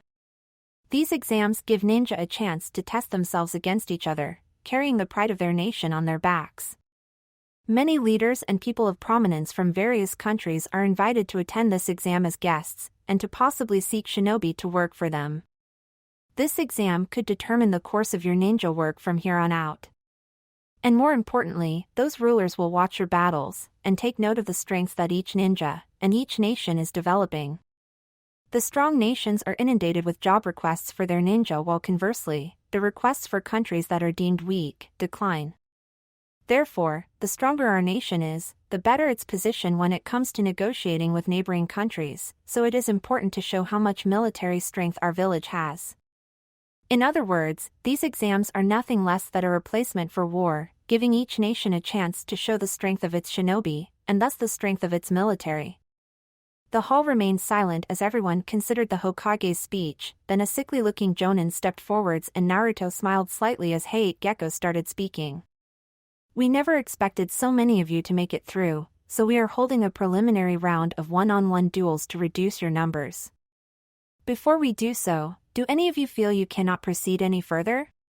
If you do, your team will not be penalized as the teamwork portion is over. For a moment, no one moved, then Kabuto raised his hand. My reserves are still depleted, I wouldn't be able to put up much of a fight. Hayate nodded as Kabuto made his way to the exit. There are 21 remaining, we wish to reduce the number to less than half of that. Does anyone volunteer to participate in more than one battle? I do. Naruto said, causing everyone to look at him. And to make it fairer, I'll allow my opponents to decide whether I use my sword, or if I fight alongside my great tiger partner, Kaze, instead. For several more seconds, everyone stared at him, then the Hokage chuckled. Confident, aren't you, Naruto? Well, with your Kekkai Genkai and training, how could you be otherwise? Very well. You fight twice. Gecko? The screens behind me will display the names of the participants for each round. Gecko said, and everyone looked up at the screens to see 2 names already displayed. Round 1 is Uchiha Sasuke against Okada Yoroi. Could everyone else please go up to the balcony to wait your turn? Naruto looked up and saw Kaze looking down at him from the balcony. Leaping up, he landed by Kaze and stroked his head. Looks like we get one heck of a view from up here. We do, Naruto-kun. Hinata said as she walked towards him, Kyuka by her side. That was quite a challenge you gave, will you be alright? I'll be fine. Naruto grinned. Let's watch Sasuke fight. Should be fun. In the battleground, Sasuke stood facing his opponent and Hayate stood between them. As proctor, I can call the fight for any reason. Should you not cease fighting when I command, I am allowed to use any means I deem necessary, even lethal force, to stop you. Do you understand? Both Sasuke and Okada nodded and Hayate took a step back. Begin! Okada advanced, hands ready to grab, but Sasuke leapt sideways and unsheathed his sword in a fluid motion, slicing into Okada's arm as he did so. As Okada jolted backwards, Sasuke stabbed him in the leg, sending him to the ground. I yield. Winner, Uchiha Sasuke. Hayate proclaimed. Shuji gulped as Naruto vaulted down from the balcony, landing lightly in front of him. Before Hayate could say anything, Naruto spoke. Your choice, Shuji. Do I use my sword or my cat? Shuji swallowed. Cat. Kaze rose, yawned and trotted down the stairs, coming to a halt behind Naruto before lying down. Naruto glanced at him, then back at Shuji, who swallowed before taking his stance. Begin! Naruto backflipped onto Kaze's shoulders and performed what to teammate was a very familiar sequence of hand seals. Combination Kagetora clan technique Great Tiger Henge no Jutsu. Holy shit! Shikamaru gasped as Naruto, now in his tiger shape, prowled towards a nervously sweating Chuji while Kaze rose and padded off to the edge of the arena. Hinata smiled. Chuji backed away, then paused, forming hand seals of his own. Body expansion technique, meat tank. Naruto paused as Chuji swelled up, his arms, legs and head vanishing into his clothing, then the now spherical Chuji rolled towards him, picking up speed rapidly. Flatten him. Ino yelled as Chuji thundered towards Naruto, then her face froze as Naruto pounced, rolled and flung Chuji into the air, using his paws to bat him upwards like an oversized ball of yarn. Hinata facepalmed.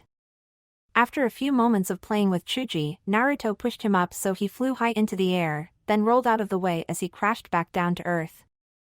As Chuji pulled himself out of the crater, Naruto pounced on him and fastened his jaws to the back of his neck. I yield. Chuji gasped and Naruto released him, backed away and returned to his human form. Good fight, Chuji. Naruto said, picking up the larger boy and effortlessly slinging him onto his back. Let's get you back to your team, hey. Hinata stood firm, Kyuka a reassuring presence just behind her, as her opponents stopped opposite her. Hyuga Hinata and Kanata Dosu, fight. Dosu started by striking his metal gauntlet, causing Kyuka to hiss, her ears folding back. You like that? He mocked. My melody arm is the perfect counter to that great big kitten of your what the hell? Kyuka reared up and slammed her front paws down, causing the ground to ripple and throwing Dosu off his feet. As he pulled himself up, Hinata landed in front of him. You are in range of my divination. 8 trigrams, 64 palms. Her hands seemed to blur and Dosu jolted as the precise strikes shut off his tenketsu. As Hinata finished, Dosu slumped to the ground, unable to move. Go, Hinata! Go, Kyuka! Naruto shouted with a wide grin as Kaze uttered a roar of victory. Nice one! High 8's winner, Hinata. Seemed almost redundant at that point. Prepare to lose. Ino declared and her opponent, Tsuchi-kin, laughed at her. I know how to avoid the jutsu of the Yamanaka. She declared, throwing a pair of bell-tagged senbon at Ino, forcing her to abandon her hand seals and dive sideways. As long as I keep you from doing that mind walk of yours, you are no match for me. Ino dodged another pair of senbon, then a third pair before starting to stagger, unable to concentrate. What's going on? Who does the bell ring for? It rings for you. Kin mocked, twitching some thin threads attached to the bells, causing them to ring even louder. I use the bells to cast my genjutsu, and you are caught. Surrender now before you lose. Never Ino managed and Kin laughed, throwing another set of belled senbon. Ino staggered as she tried to fight the effects of the auditory genjutsu, then she fell sideways and vomited. Kin released the genjutsu and threw a single senbon at her, spearing her in the thigh. That one was covered in a paralytic agent. She noted. It'll take a couple of days for it to wear off, but I have the antidote here. I think that I win. Winner, Kin. Height confirmed as he accepted the proffered vial. Medic. Hyuga Niji and Tsuragi Misumi, begin. Misumi lunged forwards, his arms and legs extending and twining around Niji's torso and limbs. Surrender now, or I'll break your neck. Misumi hissed. Kaiten. Misumi ricocheted off the wall and collapsed in a motionless heap as Niji brushed some dirt from his shoulder. For a moment, everyone was silent. I think I won that one. Niji said with a smirk. It was if you claim it was fate, you and I are going to have some extreme training afterwards. And that'll be after I get Lee and Guy to subject you to an extended sunset genjutsu. Naruto shouted. Niji flinched and Hinata laughed. Good move, though. Thank you, Naruto-san. Niji said, recovering his composure. Tenten smirked at her opponent, who responded by raising his arms to reveal holes in his palms. Temari no Sabuka and Abumizaki, begin. Abuma grinned and fired a blast of sound from his palm, only for it to bounce off Temari's quickly deployed fan. Oh hell, a wind user. Temari smirked and Abuma stepped backwards, launching another attack which Temari deflected just as effortlessly before swinging her fan in a complex pattern, fully opening it as she did so. Tornado. Abuma had just enough time to throw his hands up in a vain attempt to block the incoming attack before the wind blasted him into the air and against the wall. Temari's smirk grew as Abuma fell to the ground, both arms and one leg obviously broken by the impact. Winner, Temari. Aburame Shino, I forfeit. Genma stared at Shino. What? I forfeit. Shino said. I am no match for Gaara of the desert, his abilities are too much for me to deal with. I have seen him in action, and I have no wish to die like his previous adversaries. I acknowledge that I am no match for him, and therefore I forfeit. Gaara glared at him as Hayate shrugged. Winner, Gaara. Shino returned to the balcony, ignoring Gaara's glare, and Hayate called out two more names. Higurashi Tenten and Kagetora Naruto. Chapter 22, Preliminary Knockouts Part 2. Higurashi Tenten and Kagetora Naruto. Naruto vaulted down to the floor and turned to see Tenten approaching down the stairs. As she approached, she nodded to him and he returned the greeting. Tenten, cat or sword? Sword. Tenten said, pulling out a small scroll and unsealing a katana. Fastening it to her belt, she pulled out another couple of scrolls. Naruto nodded and held out his hand. Come. Several of the genin gasped as the Kitsune's claw materialized in Naruto's grip, and he settled into a defensive stance. Two of Momochi Zabuza's students meeting in battle. He mused, glancing over to where Zabuza and Haku were standing, watching them. This will be a battle everyone will remember. Tenten nodded and flexed her fingers, letting 3 kunai drop into her hand ready to throw. Tenten and Naruto, begin! Tenten flung her kunai at Naruto, then leapt sideways, unleashing more projectiles. Naruto responded by whipping his sword around in a complex spiraling movement that deflected every single one of the kunai, then he flung his dagger at Tenten's feet, embedding it in the floor as Tenten rolled out of the way, coming to her feet and unsheathing her katana in a single move. The two of them paused briefly, then they hurtled towards each other, swords ringing as their paths intersected and separated again. Damn. Tenten mused, looking at the tear in her trouser leg. Another inch and that would have hurt. Naruto looked at his arm. You managed to scratch me. Yeah, but your insane healing has probably sorted that already. Tenten replied, dropping into a fighting stance. Naruto grinned and spun his sword one-handed before taking a low guard stance. For several seconds, neither one moved, then as if they were two bodies controlled by a single mind, they spun into action, their swords moving so fast that to the observers, they seemed to be wielding metal fans that blurred and clashed in incredibly complex patterns before they leapt away from each other. Damn it. Tenten said, looking down at the rip in her top that was exposing her stomach and the slight scratch on it. You almost got me that time. You've been holding back in our spars.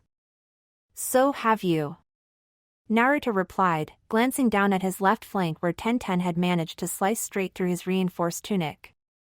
Repairing this will cost me quite a bit. I'll ask Dad to give you a discount. Tenten grinned. But I think I'm going to win this time. Don't count on it. Naruto smirked, jamming his sword into the ground as he noted where she was standing. Demon technique, reverse dagger summoning. Tenten blinked as Naruto vanished in a flash of red chakra, then her eyes widened as his left arm locked around her neck, his other hand lightly gripping her right hand and the katana in it. For a moment, she remained motionless, then she slumped. That's a new trick. Meh, it's how I escaped from Orochimaru. Naruto admitted. So, you yield? Yeah. Tenten sighed. I yield. Damn it. Winner, Naruto. Hayate said as Naruto released Tenten. For what it's worth, you put up a damned good fight. He said and Tenten smiled at him. You did too. You deserved this one. I should have called Cat instead. Maybe next time. Haruno Sakura and Inuzuka Kiba, fight. Sakura looked at her opponent and gulped. You wouldn't hit a girl, right? Kiba barked with laughter. You're kidding, right? I'm teamed up with the deadliest kunoichi in Konoha, one who still kicks my tail around the training fields. I have to go all out to make sure she doesn't knock out me. You really think that I wouldn't hit a girl given that I know how dangerous they can be? Get a clue. Hinata hid her blush in her hands as Naruto and Neji both smirked at her embarrassment. All force jutsu. Kiba shouted as he flung a soldier pill into Akamaru's mouth. Akamaru gulped the pill down and leapt onto Kiba's back, his fur turning red. Man-beast clone jutsu. Sakura took a step back as the cloud of smoke cleared to reveal two for-real-looking Kibas snarling at her, then they both charged. Sakura raised her arms in a useless gesture of protection as both Kibas slashed at her, sending a log flying into the wall. Substitution. Sasuke half-whispered.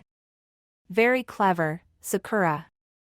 Both Kibas looked round, then they looked up to see Sakura stood on the ceiling of the hall, dropping some vials. The Kibas tried to dodge, but they got caught in the vapors and emerged, falling onto the floor, twitching slightly. Sakura dropped down, landing lightly on the floor. Gas pellets, paralysis gas payload. She explained, looking at the two Kibas. Pulling out a kunai, she walked over to one of them and placed her kunai against his neck. I guess that I wa. The downed Kiba grabbed her hand and rolled, pulling her off her feet and pulling her over in a throw that slammed her full length on the ground. Before she could recover, Kiba had pulled the kunai from her grip and placed it against her neck while the other Kiba had leapt over and grabbed her hands, pinning them above her head. Playing possum. Kiba growled. Guess I win. Sakura closed her eyes and nodded slightly. I yield. Winner, Kiba. Nara, Shikamaru and Sai, begin. Sai leapt back as Shikamaru's shadow extended towards him, then pulled out a scroll and a paintbrush, starting to draw on it. An instant later, the scroll was ripped out of his hands by a thrown kunai. I don't know what you can do with that scroll, but I don't think I want to find out. Shikamaru said, moving forwards. I forfeit. Shikamaru froze as if caught in his own shadow technique. You forfeit? Just like that? Sai nodded. My skills without my scroll do not allow me to proceed with any real hope of victory against your shadow skills, so forfeiting is the only logical choice. Shikamaru shrugged. Well, at least this fight wasn't as troublesome as it could have been. Winner, Shikamaru. Kankuro no Sabaku and Rock Lee, begin. Kankuro placed his wrapped bundle on the floor and looked up, only to be sent into the wall by a powerful spinning backhand punch. Lee didn't even hesitate, he grabbed the bundle and swung it up and over, slamming it into the ground, before pulling at the wrappings to reveal a knocked-out Kankuro. My Otudo told me you were a puppet user. Lee said to his unconscious enemy. Creating a strategy to defeat you was easy with that knowledge. Winner, Rock Lee. Hey, said as medics appeared to carry off the downed puppeteer. Could all the winners please come down?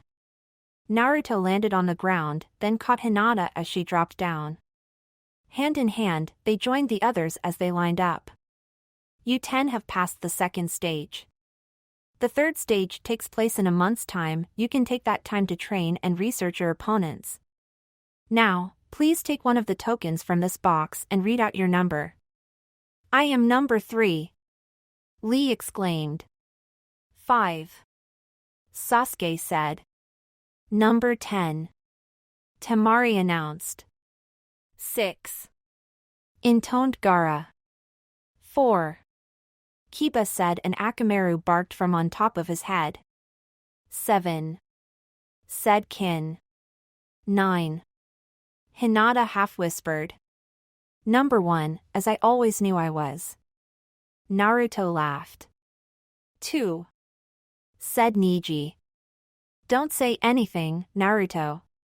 Naruto gave him his best me look and several of the other genin chuckled. And I'm number 8. Shikamaru said. Height nodded and finished writing on the clipboard before turning it round so that they could see it. As you can see, Naruto, Neji, Lee and Kiba will face up to 4 fights, depending on how well they do, while everyone else has 3 at most. The first round will be Kagetora Naruto and Hyuga Neji, Rock Lee and Inuzuka Kiba, Uchiha Sasuke and Gaara no Sabaku, Tsuchi Kin and Nara Shikamaru and finally Hyuga Hinata and Temari no Sabaku. The winners of battles 1 and 2 will fight each other. The the victor to fight the winner of Battle 3 for a place in the final match. The winners of Battles 4 and 5 will fight each other, the winner from that reaching the final match. Any questions? Good. Report back to your Jonin sensei and be ready. Remember, you have 1 month to prepare. And 2 of my youthful genin got through, compared to only 1 of yours, my eternal rival. Guy gloated as he helped himself to another serving of food. I'm sorry, did you say something? Curse your hip and too cool attitude, Kakashi. Guy ranted as most of the people around the large table laughed. Naruto grinned as he reached out for the ladle, only for Hinata to slap his hand. You've already had 3 helpings of ramen, she said sternly. It's time for you to eat something more nutritious. Naruto looked at her and she smiled at him. Don't give me that look, we both know I'm better at doing it than you are. Now here, eat up. Wow, you are so whipped. Kiba smirked from across the table, then he paled as Hinata looked at him. Kiba, your tactical acumen seems to be as lacking as normal. Shino noted from beside him. Saying anything that could annoy Hinata is unwise. Ah, come on. Kiba whined. I won't meet her until the finals, give me a break here. Shino stared at him.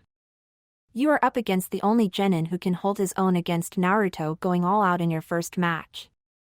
If you manage to win that, you are up against either Naruto or Niji, most likely Naruto, I mean no offense, Niji-sama. None taken. Niji shrugged. In the last 10 spars I've had with Naruto, I've only won 3 times. Please, continue. Thank you. Shino said.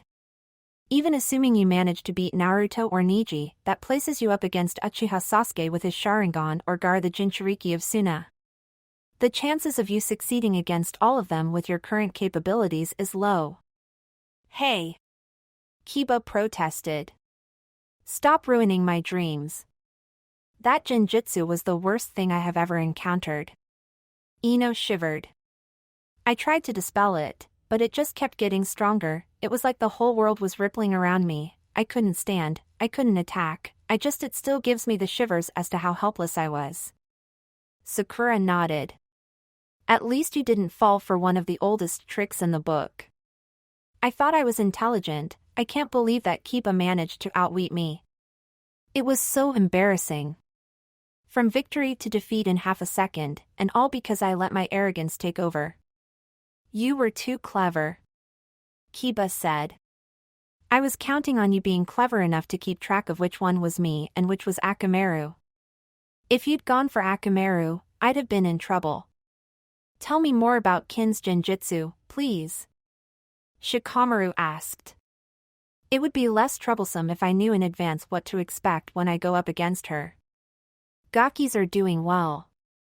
Anko said, looking down the table.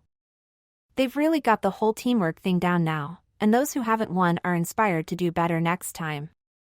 While only one of mine got through, Kakashi said, his matchup in the 3rd stage will be a problem. Emo's up against a Jinchuriki, Gaki told me. Anko said flatly. You'll need to give him some serious moves to last against the Ichibi container. Speed as well, Emo needs to go faster, lots faster. Kakashi nodded as Asuma winced. Shikamaru's already complaining about how he's fighting girls all the way through to the finals. He's also rather worried about Naruto's ability to turn into a giant cat. He claims he's having a hard time coming up with a counter to that. I need to get Kiba to train in more than just his clan techniques. Kurenai said, glancing over to where Kiba was arguing with Sasuke. Just facing off against Lee will not be a trivial challenge, Lee's speed is scary. And that's with him wearing weights. Kakashi noted, causing Kurenai to stare at him in shock. What? I helped him train a bit, teaching him some ninjutsu that he could integrate into his fighting style. I'd offer to help with Kiba, but I need to seriously up Sasuke's game if he is to make it through the finals intact. He'll be fighting 2 Jinchuriki, but the second one will hopefully cut him some slack. 2? Kurenai asked and Kakashi slapped himself on his forehead. Oh, I forgot. Legally, since the Yondaime sealed the Kyuubi into his own son, Naruto is not a Jinchuriki as he's not the Yondaime's son. But, yeah. If Sasuke manages to take down Gaara, which he might since he lasted against Orochimaru, he's then got Naruto to face. And Naruto is just too good. The door to Naruto's room opened and a familiar figure slipped in. Needed your snuggly again? Naruto teased as Hinata slipped under the sheets and curled up against him, head pillowed on his shoulder. Hinata giggled and lightly slapped his chest. Stop that. She commanded. After a few moments, she twitched slightly, looking up at him despite the darkness. Are you all right? You're thinking about something. I need to take a trip to Wave.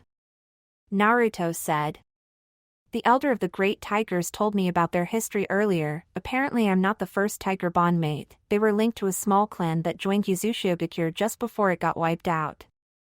The remaining tigers fled, reaching Konoha just before my birth, and Kushina snuck them into the Forest of Death, intending to place them somewhere else after I was born, using them as my bodyguards.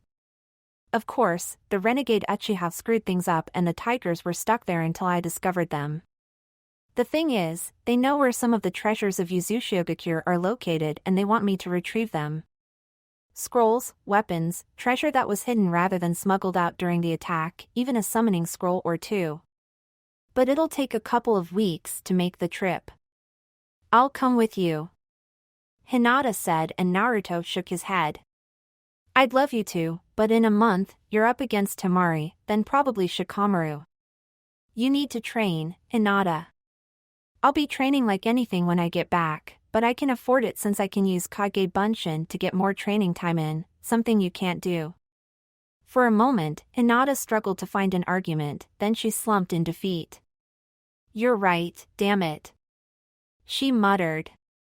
But you take good care of yourself out there, I want you back unharmed. Naruto grinned as he stroked her hair reassuringly. Don't worry. Let me check something with my tenant, I may be able to come up with something. Chapter 23, Training and a Return to Wave. Yo, brat. Anko said with a grin as she appeared behind Hinata, who was looking down the road that Naruto and a dozen great tigers had vanished down. You look distracted, so I think it's time to get your mind off the gaki and get ready to do some serious. Is that the Kitsune's Fong? Hinata followed Anko's gaze to the dagger resting along her thigh. Not quite. Naruto-kun had it made, then he did something odd, infusing his chakra, the Kyuubi's chakra and my chakra into it. I don't know exactly how it works, but he is always aware of where it is, and thus where I am, and if I concentrate while holding it, it tells me where he is. It also does this, come. The dagger vanished and reappeared in her hand. I can't do the reverse summon thing Naruto-kun does with his, but this dagger lets him do it to reach me whenever he wants. Anko's eyebrows had raised as Hinata explained the properties of her new weapon. Damn, girl, he must have serious hots for you if he's willing to make something like that for you. I think he does. Hinata giggled. Even if my snuggly and I haven't started reading the orange books together yet. That'll happen soon enough. Anko said, turning Hinata round and pushing her towards the training grounds. Now come on, it's time to get you stronger. When you hit the finals, you're going to give Gaki a real fight. But you're his sensei. Hinata half protested as Anko towed her away from the gates. Shouldn't you be working on making him stronger, not me? Gaki ain't here, you are. Anko said. Besides, he learns best going up against superior opponents, so if I make you stronger, it makes him stronger too. See? Hinata frowned as she tried to follow the logic. I think so good. Anko exclaimed. Now come on, training time and dango time say wasting. Become a bandit, it's easy money, you said. The man groused. Merchants using the bridge are easy pickings, you said. We'll get lots of money and retire with willing, beautiful ladies, you said. Shut up. It's not my fault.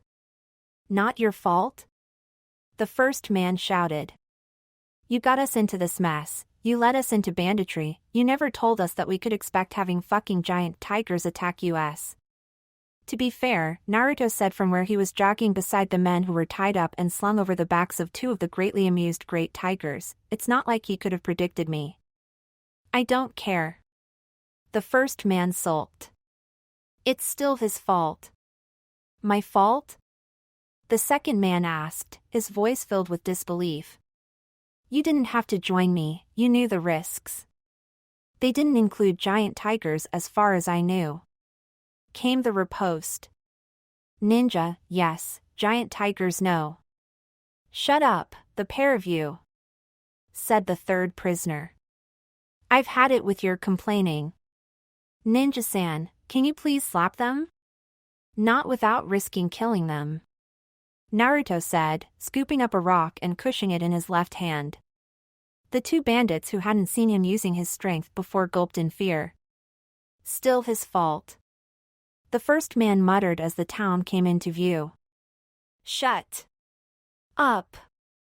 The townsfolk looked up and several of them started to cheer and call out greetings as they recognized the giant cats. Naruto waved back, then grinned as he saw the statues flanking the bridge. Life-sized statues of the tigers sat protectively, looking outwards. A glint of metal caught his eye and he slowed down to read the plaque set onto the side of the bridge. The Great Tiger Bridge was built with the help of ninja from Konohagakure and their allies, the Great Tigers. This bridge is dedicated to their courage, bravery, and indomitable willpower. Haruno Sakura. Genin Hataki Kakashi. Jonin Kagetora Haku. Chunin Kagetora Naruto. Genin Midarashi Anko. Jonin Momochi Zabuza no Kagetora. Jonin Sai. Genin Uchiha Sasuke. Genin they brought the greatest gift of all to wave. Hope. Naruto smiled at the inscription and looked up at the statues, recognizing them. Ha, Kaze, this one's you, and that one is the elder. Looking good. They know perfection when they see it. Kaze preened and Naruto laughed. I see they got the Haku and Zabuza's names right, they must have been keeping track of what's been happening. We were indeed. A voice said and Naruto spun round. Tazuna-san. Inari. We came as soon as we heard that someone was here with some great tigers and some prisoners. Tazuna said. I guess these are the bandits from between here and Konoha? I was about to ask Konoha for help in getting rid of them, but since you've already done it, I think we can spring for a B rank payment for you. They were C rank at best. Naruto grinned. And I'm not talking a guard the bridge builder C rank. Is Anko-san here? Inari asked, looking round and Naruto raised one eyebrow. Anko-sensei, no. She's back in Konoha. I'll be happy to take a message back for her once my mission is done. Thanks. Inari grinned. She's a really cool ninja, bit scary but really cool. So, Tazuna said as some villagers started to unload the bandits, what mission do you have, and do you want a place to stay? I'm trying to reach Uzushiogakure. Naruto said. I'll need a boat. Not a problem. Tazuna said with a wide smile. After your mission, we gained quite a few boats, and some sailors. Heck, we even put a dock at the other end of the bridge to help shift cargo. I'll put the word out and by tomorrow, you'll have your boat and a crew. I want to go too. Inari said, looking up from the tiger that he was stroking. Please? If Tazuna and Tsunami say it's all right, then yes. Naruto said after a moment's thought. However, you will do exactly what I say, and you will stay with at least one of the tigers at all times. Inari nodded as Tazuna laughed. Well, come on. I'm sure Tsunami will be happy to see you, and you can tell us all about how the rest of our heroes are. That was delicious. Thank you. Naruto said, leaning back and rubbing at his stomach. Tsunami smiled at him. So, I heard that Inari wants to go with you to Uzushiogakure. Tsunami said, giving her son a quelling look as he started to pipe up. You know that the island's deserted, has been since the last shinobi war. There are certain clan items hidden there that I have to find. Naruto said. As a descendant of one of Whirlpool's clans, I can get into the hidden vaults and claim them for the Kagetora and Konoha, with a cut for wave for your help. Kitsune shook his head. Nah, keep it all for yourself, you've earned it with what you and your friends did against Gato. I'll pay the boat hire, at least. Naruto said, and Kitsune shrugged. Sure thing. I don't see a problem with that. Hey, look! Inari shouted, pointing out the window. Naruto rose from the chair and joined the others. Okay. Kitsune snorted. I should have expected that. Naruto grinned at the sight of the village's youngsters crowding round the tigers, stroking them and climbing all over them. Kaze looked across, gave a long, slow wink, then turned back and nuzzled the girl who was trying to stroke his head. They love kids. Naruto explained. I think it's because they lost so many cubs during their time in the Forest of Death, they regard children as almost sacred. They'll do anything to protect them. All right, Inari. Tsunami said from behind them. You can go with Naruto tomorrow. Inari cheered and Naruto smiled down at him. Glad to have you aboard, kid. Yay! Inari shouted. I get to go on an adventure with Anko-sama's student. Naruto blinked as Kitsune and Tsunami laughed. Okay, kid, it's time to where'd you go? Anko frowned as she okayed at the empty, albeit rumpled, bed. Anko, what are you doing in my student's apartment?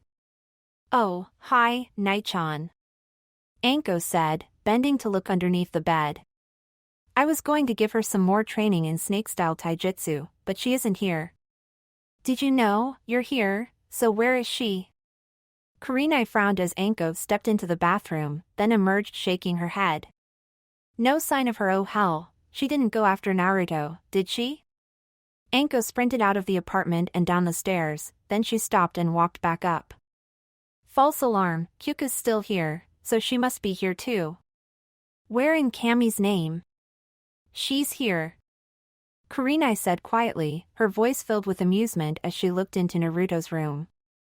Anko peeped round the doorframe and smiled at the sight of Hinata curled up on Naruto's bed, snuggled against his pillow which she gripped tightly. Girls got it bad for him, don't she? Anko smirked.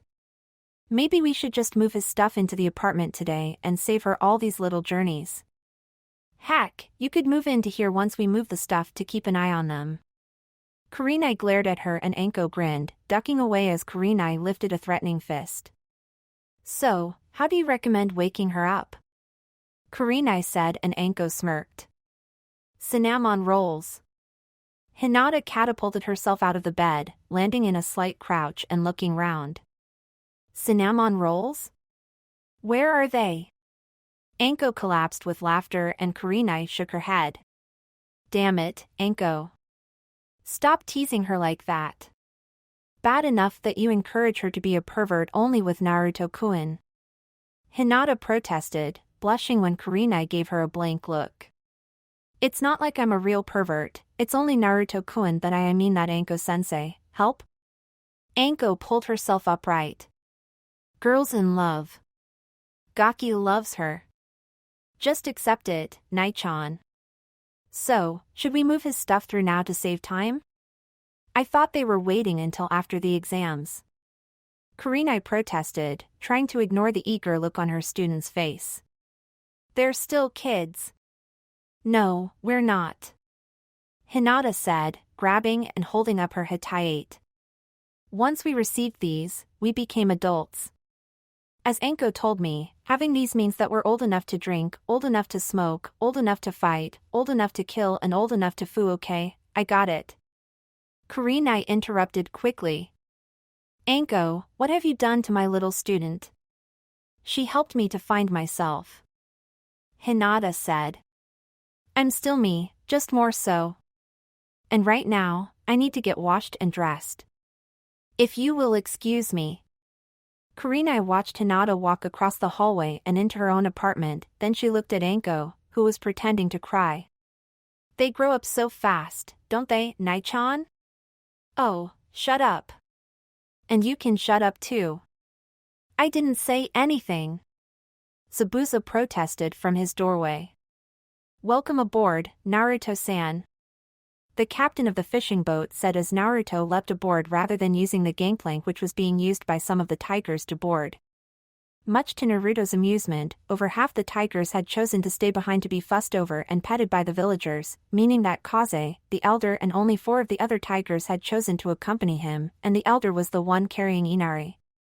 The young boy had been ecstatic when he found out what honor had been bestowed on him. Thank you for volunteering to give me transport. Naruto replied, bowing slightly as he did so. However, I wasn't told how much I owed you for this journey. I have money with me. There's no charge for one of the heroes of the bridge and the friend of the tigers. The captain grinned. Besides, the story of this mission will keep me in free sake for years. All right, cast off. Naruto looked round and grinned as he saw the elder sat in the bow of the ship like a living figurehead, Inari lying along his neck, chin resting between the elder's ears. Naruto walked over to them. Having fun, kid? It's amazing. Inari exulted.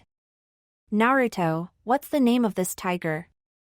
It seems wrong to just call him you. His actual name is complicated, but you can call him Elder. Naruto said. He's kind of the leader of all the great tigers, sort of a furry 4-legged Hokage. And don't panic, if he objected to you being on his back, you'd be on the floor by now. Inari stared at the elder, then leaned forwards and wrapped his arms as far round his neck as he could manage, giving him a hug. Thank you, elder. The elder started to emit a rumbling purr and Naruto grinned and headed back to where the captain was overseeing the crew as they set the sails. We'll be there within a day and a half. The captain said. Your cabins are prepared. Thank you. For you, not a problem. The captain smiled. Chapter 24, An Unexpected Result. How long do you think you'll need? The captain asked and Naruto shrugged. I have enough food and water sealed for a fortnight, even with Inari, so say about 5 days?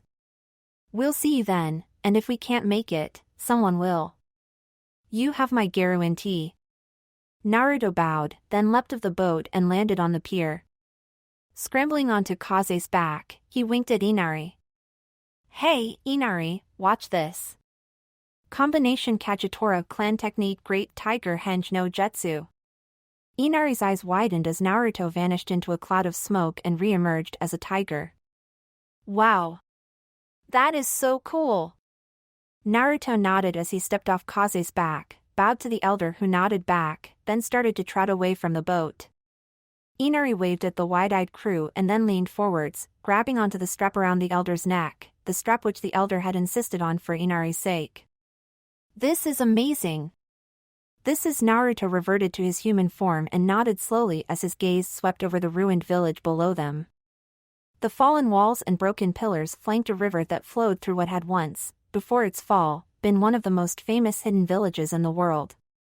Inari, this is one of the prices of being a ninja. Naruto said slowly. The more famous you are, the better you are, the more people will come to envy and hate you. Uzushiogakure was renowned for its fuinjutsu, the arts of sealing, and that is why it was attacked and destroyed by an alliance of all those who feared its power, for only such an alliance could overcome those who lived here. My mother was from here and I have come to seek out her legacy and return to Konoha with it. In doing so, I ensured that the legacy of Uzushiogakure lives on, that its people didn't die in vain.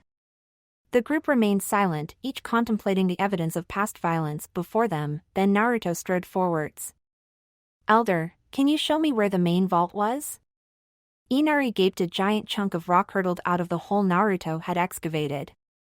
Waiting a moment to be certain that no more flying masuri was forthcoming, he edged forwards and cupped his hands to his mouth. You finished yet? I've found the vault door, just as the elder described. Naruto called back. There seems to be something. Whoa. Naruto. I'm okay. Naruto shouted back. I think the vault somehow recognized me, it opened up. Hang on. The squeal of stressed metal sounded, then Naruto's voice emerged. Okay, you can come down now. And bring the other lantern. Inari grabbed the second lantern and pausing only to light it, he made his way down the flight of steps that Naruto had cleared the fallen debris from. Reaching the older boy, he looked at the bent and twisted vault door barely hanging from its hinges. Why did you do that?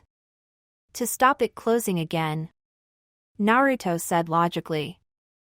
I've sent in several Kage Bunshin to check it out, they haven't found any traps yet. You can talk to them with your thoughts? Inari asked, impressed. Naruto shook his head. Nope, they're under orders to dispel if they get caught in a trap, or trigger one that resets, thus giving me their memories in the process. Since they haven't dispelled, they haven't found any traps. Wow, that's almost as cool as Anko Obasan's snakes. Inari said, causing Naruto to give him an odd look. Obasan? He repeated. I wouldn't advise calling Anko-sensei that, she can be very touchy about her age. Okay, one of my clones just dispelled, no traps found.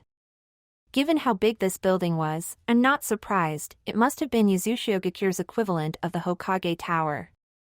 Follow me and stay close.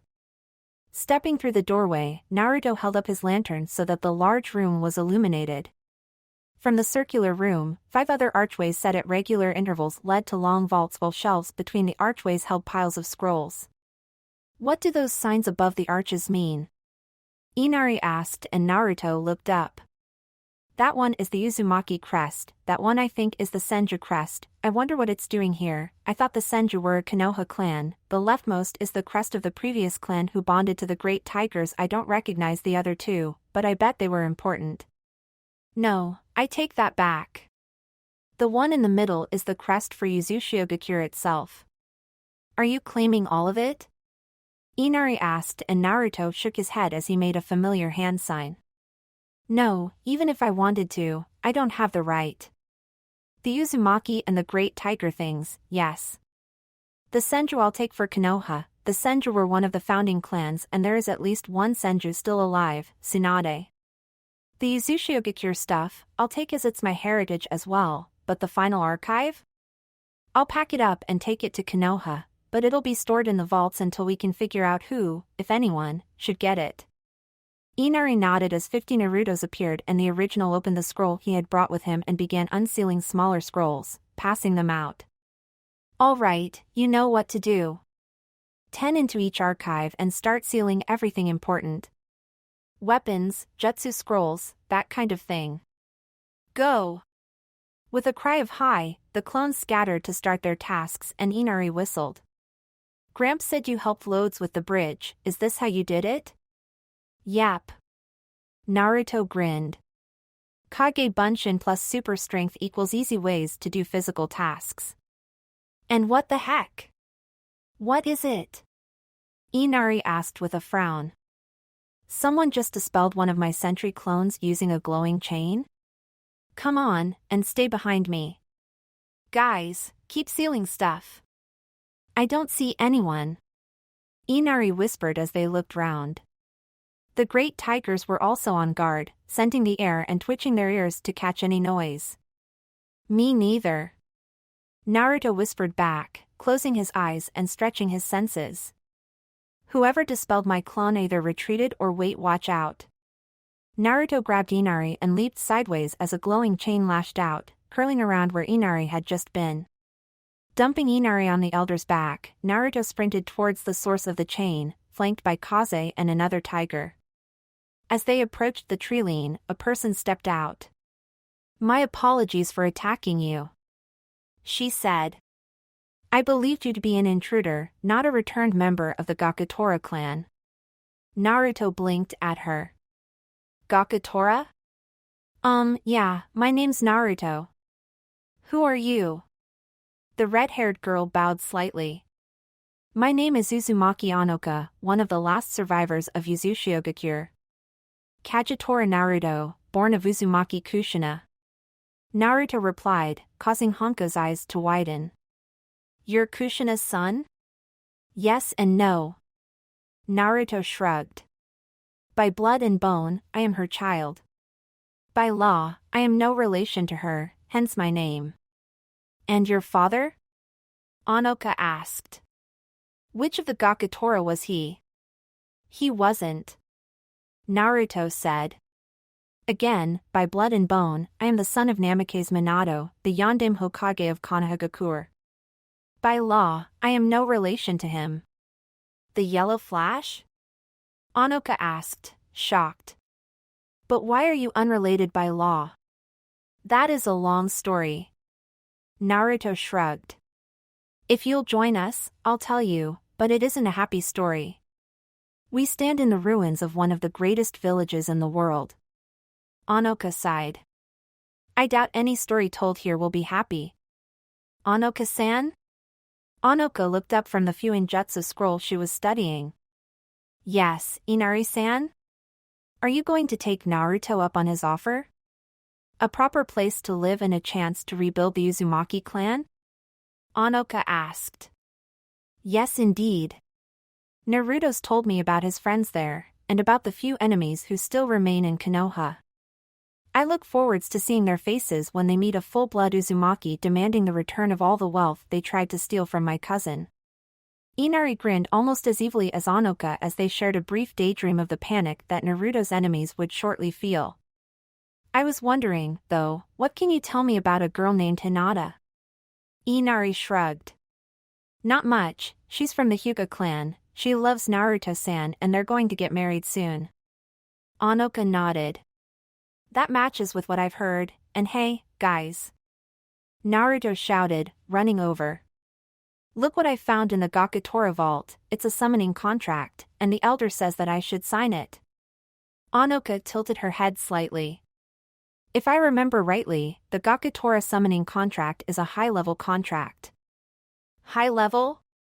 Inari asked and Anoka settled back. Yes. There are several tiers, or levels of contracts, based on the power of the summons. The highest level are the legendary contracts, the best known of which are the toads, snakes, slugs and salamanders. The bosses of those are said to be able to fight a Biju with a good chance of winning. Only one person, if that, can sign the contract per generation, they are very picky. Next are the high-level summons. Many of them are family-linked and they can fight along their summoners, often acting as weapons or partners. The great cats, monkeys, wolves, hawks and bears are all of this type. Below them are the medium-level summons. These ones have some combat potential, but are mainly used for other purposes. The foxes, chameleons, ravens, owls, rabbits and mantis are this level. Then the low-level summons. No real combat potential, but other uses are common. These include bees, butterflies, sparrows and mice. Then we have the unranked summons, which are subject to different rules. The only example I can think of offhand is the Shinigami. Users of unranked summons are very rare, as they tend not to survive. As for the hierarchy, you can have multiple summons, but each new summons must meet with the approval of the previous one, and they tend to give it only for certain summons of the same or higher levels. So a wolf summons might allow you to sign up for hawks or salamanders, but not sparrows or foxes, for instance. Should you sign for a lesser contract, your signature on the higher one will be voided. Wow. Inari gasped. You sure know loads. This one is I think it says Great Cat. Naruto said, peering at the writing. Anoka gulped. If I remember right, you need to prove yourself in combat to the one you summon. No problems. Naruto said. Now, how do I sign this thing? In blood? Thanks, Kaze. Naruto looked round, smiling at Inari and Anoka who were watching, along with most of the great tigers, from behind several large boulders that he had, at Anoka's insistence, moved to form an open bunker. Taking a deep breath, he went through the hand seals, channeling as much chakra as he could. Kuchios no Jutsu. A massive cloud of smoke billowed up in front of him and when it faded, Naruto had to fight to stop his jaw from dropping. In front of him was a 4-meter-tall bipedal cat with white fur, gold-embossed silver armor and a white mane that flowed down around his shoulders. On his back was a massive sword and his helmet was silver with a golden crown. "What have you done?" Kaze whimpered. "That's the greatest of the great cats, Pantheraleo Kriguri Rex. No one's ever summoned him before." The lion man's piercing blue eyes looked down at them. "Who dares to summon me? And why?" Naruto stepped forwards. "My name is Kagetora Naruto, heir of the Gakutora tradition and blood-linked to the Uzumaki clan. I apologize for the unexpected summoning, Your Majesty. I was seeking to earn the right to summon one of the great cat clans and did not expect to summon one so mighty as yourself." "So, you wish to be a summoner? Then I shall test you, but no one has ever passed my test before," he said as he shrank to half his height and unsheathed his sword. "If you can survive against me in one-on-one combat until the sun goes down, I shall grant you the right to summon one of the clans of the great cats." "And if I defeat you?" Naruto asked, causing the lion man to roar with laughter. "Then I shall grant you the right to summon all the clans, and myself as well, for you will have earned it. Now, defend yourself." Naruto summoned his sword into his hand just in time to block Kriguri's swing. Pushing it away, he countered the next few swings, then unleashed a combination attack that Zabuza had mercilessly drilled him in, one that usually ended with the victim's sword lying on the ground some distance away. Kriguri countered it flawlessly. "Excellent, young one, truly excellent." He grinned as he pressed his counterattack. "You have trained well in the ways of the blade. But is the blade all you can use?" Naruto barely managed to dodge the line of rock spikes that leapt out of the ground when Kriguri stamped down.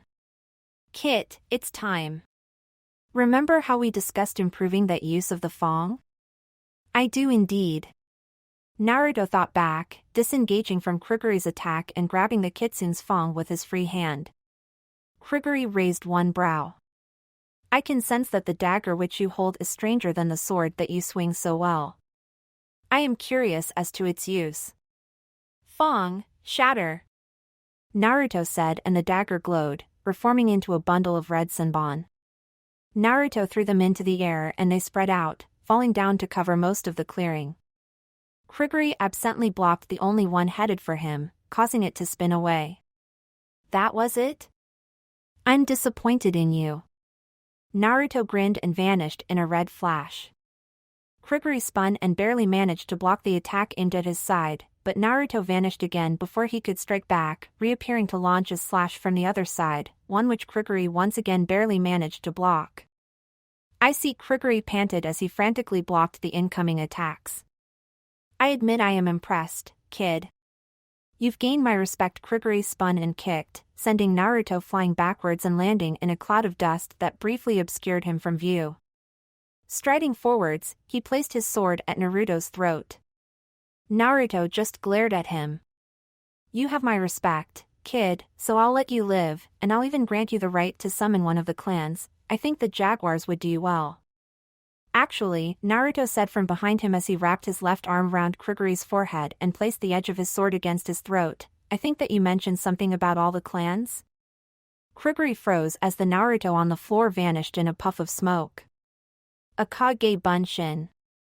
Kriguri snorted in amusement. "You actually managed to outwit me, kid, and that is very hard to do. Never let it be said that I do not keep my word. The clans of the great cats are yours to summon at will, and you may call upon me to grant single clan scrolls should you know those who are worthy. Command us well, summoner, and may we battle together one day." Naruto dropped to the floor as Kriguri vanished in a cloud of smoke and slumped down, exhausted. As his vision faded, he saw Anoka, Inari and Kaze all running towards him. Chapter 25, A Clan Reborn. "That is a big wall." Zabuza said the same thing when he first saw it. Naruto commented, glancing over to his cousin, who was riding on the back of one of the tigers. "He was right," Anoka said. "That is a really big wall. And quite a large pair of gates, too." "Yap," Naruto said. "Hey, Kotetsu, Izumo." Kagetora Naruto returning with new village member, Uzumaki Anoka. "I'm taking her to see the old man now." Both Kotetsu and Izumo jolted out of their seats, staring at the barefoot girl perched atop the giant tiger. You Uzumaki? Kotetsu managed. You found another Uzumaki? Yap. Naruto smirked. And with most of the council bastards gone and replaced by ones who know not to meddle too badly, I see no problems in having the Uzumaki clan recognized again. Nice one. Izumo smirked. Kotetsu and I always thought that you shouldn't have had your heritage stolen like that. Now you can laugh at those who tried to destroy your clan. Not my clan anymore. Naruto corrected firmly. I'm building my clan. Anoka is going to resurrect her clan under the protection of the Kagetora. I'll be staying with Naruto. Anoka smiled. Then welcome to Konoha. Kotetsu said. We've been without a recognized Uzumaki for too long. Sarutobi Hiruzen, the third Hokage, had seen many odd things in his life. He had fought against ninja with Kekkai Genkai that allowed them to reshape the battlefield, mow down hundreds of enemies in a single move or even predict the future. He had seen his pupils summon creatures larger than buildings and had witnessed the greatest jutsus of the age, the Rasengan and the Hiraishin. He had even seen his favorite orphan effortlessly knocking down a wall and looking embarrassed. None of that had prepared him for the sudden appearance of someone from a clan believed deceased. So, Uzumaki Anoka, he said slowly, looking at the damaged scrolls that she had provided as proof of her identity, scrolls she had handed over using the chakra chain technique that he had previously only seen Uzumaki Kushina using. Your presence is both a great boon to Konoha, and something of a minor problem given that your clan was declared dead. After Naruto was disinherited by the now-fled council members. Anoka agreed. The now-replaced council and my 3 senior advisors, whose powers I have since curtailed quite dramatically. Unfortunately, the daimyo still refuses to reverse his signing off on the decision, since it would imply that he made a mistake, and his pride won't let him admit that. Sarutobi gently corrected. The clan heads will be happy to confirm your position in Konoha, but it will take a while to locate the Uzumaki funds and transfer them to your control. May I ask for your skill level? Anoka tapped her chin thoughtfully. I guess I'm at least Chunin. I specialize in Fuinjutsu, although since I'm an Uzumaki, that shouldn't be a surprise, and I'm a pretty decent at medical ninjutsu, although only for a few techniques. Sarutobi nodded. If you agree, I shall have your skills tested by one I trust, Itaki Kakashi, and he shall determine the rank you are offered next time he comes in to pick up supplies. Anoka looked at Naruto, who nodded. I know Kakashi, he was one of my teachers. He'll be fair. Then I accept, with gratitude. Anoka said with a smile. Now, all I need is for somewhere to stay. You can stay with me. Naruto said. I know Hinata will be happy to meet you, and I think you'd get along with everyone else. Then again, I accept with gratitude. Anoka smiled. Excellent. Sarutobi said. I'll get the paperwork started. Naruto-kun. Anoka laughed as Hinata flew out of the door, catching Naruto in a flying glomp that sent him staggering back a few paces. As he recovered, she shifted her hands to his head and gave him a long, deep kiss before hugging him again. I missed you, Naruto-kun, she said, and Naruto returned her hug. I missed you too, Hinata-hime. He half-whispered before bending slightly and scooping her up bridal-style into his arms, giving her another kiss as he did so. Hinata leaned her head against his shoulder, then tensed as she saw Anoka. Hinata-hime, this is Uzumaki Anoka, my cousin and soon-to-be head of the new Uzumaki clan. Anoka-chan, this is my fiancé Hyuga Hinata, formerly heir of the Hyuga clan. Hinata, who else is in? Well, Hinata mused as Naruto carried her back inside, followed by a greatly amused Anoka. Haku is working at the hospital, Zabuza's off somewhere with his sparring partners and drinking buddies Gekko Hayate and Yuzuki Yugao, Kakashi's still off training Sasuke, Enko's over at Irika's again and Guy is out helping Lee train. So it's just me, really? Okay. Naruto said, putting her down and giving her a quick kiss. Anoka, I'll introduce you to Haku, Zabuza, Kakashi, Guy and Anko when I can. In the meantime, oh no. I forgot. Forgot what? Hinata asked as Naruto slapped himself on the forehead. We don't have a spare bedroom. We've got the barracks, but if Anoka's staying with us we do have a spare bedroom. Hinata smirked, pulling Naruto up the stairs and motioning for Anoka to follow. We do? How? Simple. Hinata said as they reached the top of the stairs. Anoka can have this room. But that's mine. Naruto half protested and Hinata shook her head. No, it isn't. See, it's empty. Anoka managed not to giggle at Naruto's confused expression, then Hinata pulled him away from the vacated room. Your things are in here. You remember the plan? Naruto stared into the apartment, seeing the photo of him and Anko just beside Hinata's team photo on the sideboard, as well as his books on the bookshelves and other items arranged round the room. I thought we were going to wait. Hinata silenced him with a kiss and winked at the giggling Anoka. Naruto, just this once, let me do the thinking and accept it. Your cousin needs a place to stay and now she has one, so stop complaining and say yes dear yes, Tenshinhan. Naruto said with a smile and Hinata hugged him again. So, once you've unpacked, let's go out. I'd quite like to get to know your newfound cousin. Tuchi. I am. One of everything and keep them coming. Naruto-kun. I am smiled. How did your trip go? I found new jutsu, some treasure and best of all, a cousin. Naruto smiled. I am Chan, this is Uzumaki Anoka. Anoka-chan, meet Ichiraku Ayam and her father, Tuchi. It's an honor to meet you. Anoka smiled and Ayam grinned. Well, since you're our favorite customer's cousin, your first bowl is on the house, for all three of you. Hinata, shrimp? Yes please. Hinata said and Ayam turned to Anoka, who was looking at the menu. One beef ramen please. Beef, shrimp and normal. Naruto order, got it. Tuchi called from the kitchen and Hinata giggled. You come here often? Anoka asked and Naruto nodded. At least 3 times a week, Ichiraku's ramen is the best. Between Ichiraku's and Gai-sensei, I get to eat the best food in the whole world. Naruto broke off as Ayam slid a large metal bowl of steaming ramen in front of him, then slightly smaller bowls in front of Hinata and Anoka. Itadakimasu.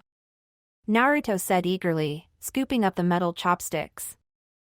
Hinata eagerly followed suit while Anoka inhaled the aroma before picking up her chopsticks and trying it.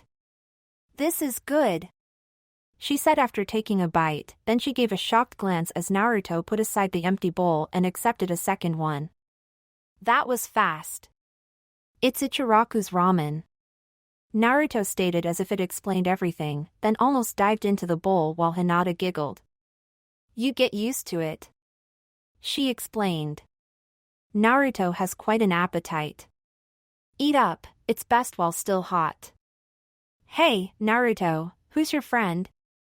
Naruto looked round and smiled. Hello Kiba, Shino. This is my cousin, Uzumaki Anoka. Anoka-chan, meet Hinata's teammates, Aburame Shino, Inuzuka Kiba and his nin Ken, Akamaru. Wow, Naruto. Kiba said. Why didn't you tell me you had such a babe for a cousin? Ouch! Shino lowered the hand he had slapped Kiba's head with. Welcome to Konoha. I assume that you are staying at Tiger Forest? I'm staying with my cousin. Anoka said and Shino nodded. That converted bunker and the surrounding area are known to all as Tiger Forest. He said. It is good that you have a secure place to stay at. Hinata-san, Kurenai-sensei asked me to inform you that we have group training tomorrow at 10. I hope to see you around, Anoka-san. Kiba, come. Anoka watched them depart, smiling slightly as Kiba's litany of complaints interspersed with praise for her looks drifted back. Hinata shook her head. Sorry, Kiba chases any female of approximately his age. She apologized. I think Shino's taken a liking to you, though. I've never seen him so open before. And so I accepted the offer and became a jonin. Zabuza said, waving his, fortunately empty, bowl of sake for emphasis.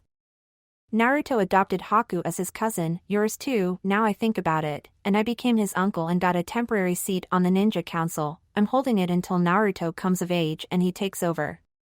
And with all the tigers to wrestle whenever I get bored and Gaki to train, as well as Uchiha Sasuke and Higurashi Tenten, I can honestly say I've never been happier in my life. That's good to hear. Onoka said, taking a sip from her cup of fruit juice. I hope I come to like this place as much as you do. One warning, though. Zabuza said, leaning forwards. If you hear Guy and Lee shouting each other's names, look away before they hug. Same for Guy and Naruto, or Lee and Naruto. Trust me on this one. I didn't when I first arrived, and it took me most of the day to recover. Onoka's eyebrows rose. It was that bad? I've never seen anything like it before, and I never want to again. Zabuza shivered as he let Naruto refill his sake dish. Just take my word for it, don't be tempted to look for yourself.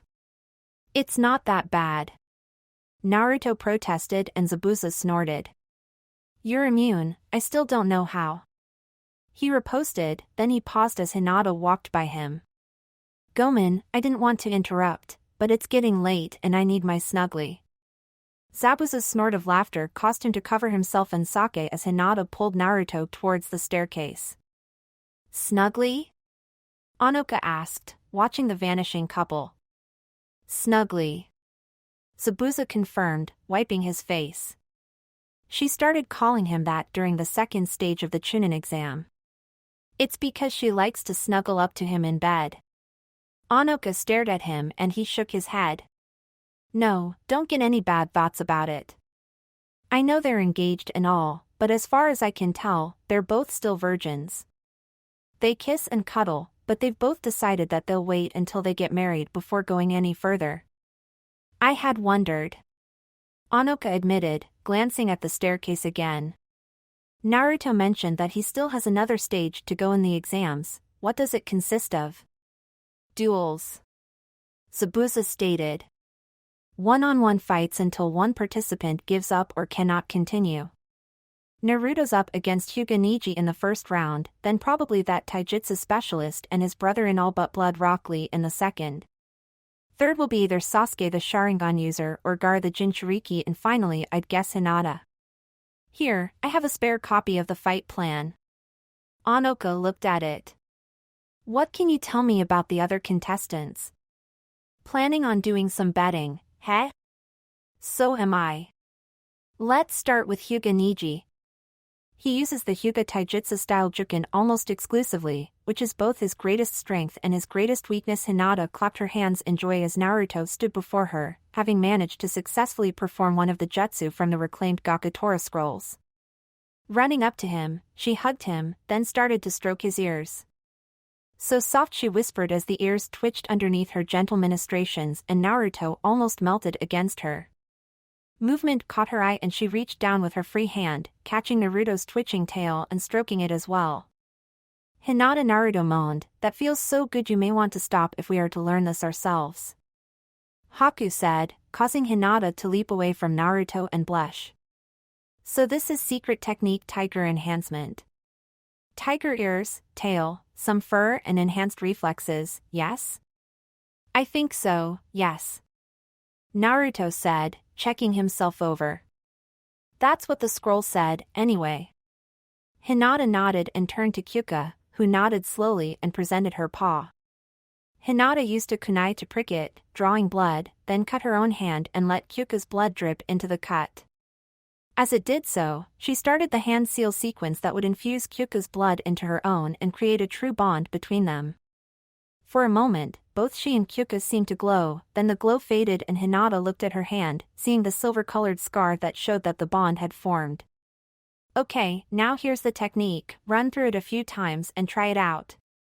Hinata nodded as she read the scroll while Haku went through the bonding ritual with his own partner, stalks across the icy lake or Hayu. One cloud of smoke later, Naruto stared at an incredibly cute cat-girl version of Hinata who was standing there, ears and tail twitching. Wow. Hinata said, looking round. My senses are better and my byakugan is sharper. This is amazing. Kawaii. Hinata spun round just in time to be glomped to the floor by Anko. Oh Cammy, you're just so cute like this. Anko exclaimed, pulling the shocked girl into a tight hug as Naruto almost collapsed with laughter. Look at those ears, that tail, that cute little look of confusion. If I didn't live in the same bunker as you, I'd be taking you home with me. Naruto fell over, clutching at his ribs as he howled at Hinata's situation. Chapter 26, Training and New Faces. Naruto slumped, gasping for breath as he released the jutsu. His form seemed to waver, then returned from his near-cat mode back to human. That was quite impressive, said a familiar voice from the entrance, and Naruto looked up with a smile. GG. What are you doing here? I came to introduce you to a student of mine, Sarutobi said. He's waiting upstairs, and Sarutobi stopped as a resounding slap echoed and Naruto winced. Oh dear. Sounds like someone tried something perverted with Onoka. She's happy to swap innuendos, but if anyone actually tries anything physical, the sound of a fading scream echoed and Naruto sighed. Please tell me that the person you wanted to introduce me to isn't a pervert. Well, he can act a bit perverted at times, Sarutobi admitted. He's an excellent shinobi and he's written many excellent books. Such as? Naruto queried, and Sarutobi coughed in embarrassment. Well, he's most famous for the Ika Ika series Jiraiya, Naruto stated. I read his book The Tale of the Utterly Gutsy Shinobi. In fact, that's the book Kakashi-sensei used to teach me to read properly. He said that I was named after the main character. Sarutobi looked impressed. Jiraiya is one of the best sealing masters in Konoha. I bet Onoka's better, Naruto said. I taught her the Kage Bunshin and she turned one of the storage rooms into her personal workshop. She makes storage seals and various tags there, and sells them to Tenten's dad. As family, I get them for slightly more than they cost to make but less than the retail price. She's also training Haku, Hinata and myself in basic Fuinjutsu, storage seals and so on. Plus, she's placed security seals all round the bunker. I'd heard some of my shinobi saying that the new tags were the best ones they had come across, despite the cost, Sarutobi said with a smile. I had wondered where they were coming from. But how does Kage Bunshin help? It lets her do loads of tags at once. Naruto grinned. Also let her fill out all the registration forms very quickly. She says that Kage Bunshin is great for paperwork, as long as you concentrate on wanting to do it as you make the clones. Sarutobi stared at him for a moment, then removed his hat, turned and started beating his head gently against the wall. Baka, baka, baka, baka, baka, baka Gigi, what's wrong all those years and I never thought of doing that. Sarutobi groaned. Doing what? Onoka asked, appearing in the doorway. Oh, by the way, there was a white-haired pervert up there. I chased him away. Who was he? Sarutobi slumped against the wall as Naruto started to laugh. No, seriously. Who was he? Hinata, are you ready for what's Jiraiya doing on the floor? Oh, do you know him? Hinata asked, blushing furiously. Sorry, he made a comment and I detonate trigram 64 bombs on him. Naruto blinked. No wonder he's out cold. Hang on. Kage Bunshin no Jutsu. A single clone popped into view and Naruto pointed to the white-haired man lying on the floor. Take him to the hospital, then dispel once he's receiving treatment. Gotcha, boss. The clone said, picking up Jiraiya and slinging him over his shoulders. Naruto and Hinata watched him depart, then Naruto realized what he had originally been about to ask. So, you ready for the meal out? Hinata nodded as she adjusted her new top. Yep, it's been a few days since I last saw Kiba and Shino. Where's Anoka? Kakashi came back with Sasuke for supplies and Gigi commanded him to test her to see what level she is. Naruto said. She said she'd join us there, she'll probably need to wash up first. I wonder what rank she'll get. Hinata mused. From when we sparred, I can tell she's really good. Chunin for sure. Naruto grinned as Hinata let him scoop her up in his arms. Walking outside, he looked round, then concentrated. Naruto, what are you uhu? Naruto smiled as he finished the third Shenshin, placing him just opposite the barbecue restaurant. Hinata clutched him tightly as she recovered from the dizziness. Warn a girl next time. Sorry. Naruto chuckled as he carried her into the restaurant, looking round to see Kiba waving to him from a large table. Hinata looked round and her eyes widened. Put me down. She hissed and Naruto lowered her feet to the floor, taking advantage of her proximity to kiss her cheek. Hinata shook her head. No, Naruto, you do it like this. All 11 of the assembled genins starred as Hinata grabbed Naruto's head and pulled him into a deep kiss, then Kiba started cheering while Sasuke and Shikamaru started to laugh. Hinata released him and blushed. I hope you've learned your lesson. She said mock sternly. Now come on, let's not keep our friends waiting. Naruto grinned as he followed Hinata to the table and held out the chair for her to be seated before sitting down next to her. No need to ask if you're still in love. Kiba joked. I think you proved that you still are. Hinata's blush intensified at Kiba's comment, but before she could say anything, Ino reached over and swatted him. Stop that. She said. I think it's sweet. Where's Anoka? I've been wanting to meet her. I need to get gossip about her, I'm in danger of losing my position as the gossip queen of Konoha. A round of laughter met Ino's statement and Naruto looked round at the other rookies. Only a week to go. He said. I hope that you are training hard, especially you, Niji. I don't want an easy win, I want you to make me really work for my victory, like Tenten did. Tenten smiled at the compliment even as Niji chuckled slightly. I shall do my utmost to challenge you, Naruto-san. He replied. You will have to use both sword and cat against me if you wish to win. My training is going well also. Lee proclaimed. And whichever of you wins, I shall be there to give you a true challenge. Boys, calm down. Tenten said, making calming motions with her hands. You can swap boasts and challenges after the meal. She's right. Shuji said, looking longingly at where the food was being prepared. Food comes first. Never argue with an Akimichi about food. Shikamaru said. It's just too troublesome. Hello, sorry to keep you waiting. Anoka said from behind them. I saved a seat for you. Shino said and Anoka slid into it with a smile. Thanks, Shino. What did I miss? He's really that big? Ino gasped, staring at the size Sakura had just described with her hands. That's the size that Sai said he was, yes. Sakura said. Hinata, did he get it right? Hinata shook her head slightly, then blushed. So is he smaller or bigger? Bigger? You have to be kidding. How big is he? Ino gasped, leaning forwards. Hinata's blush deepened and she sank deeper into the water, only for Anoka to grab her and pull her back to the surface. Oh no you don't. I'm not letting you drown yourself out of embarrassment, it would upset Naruto. Tenten laughed.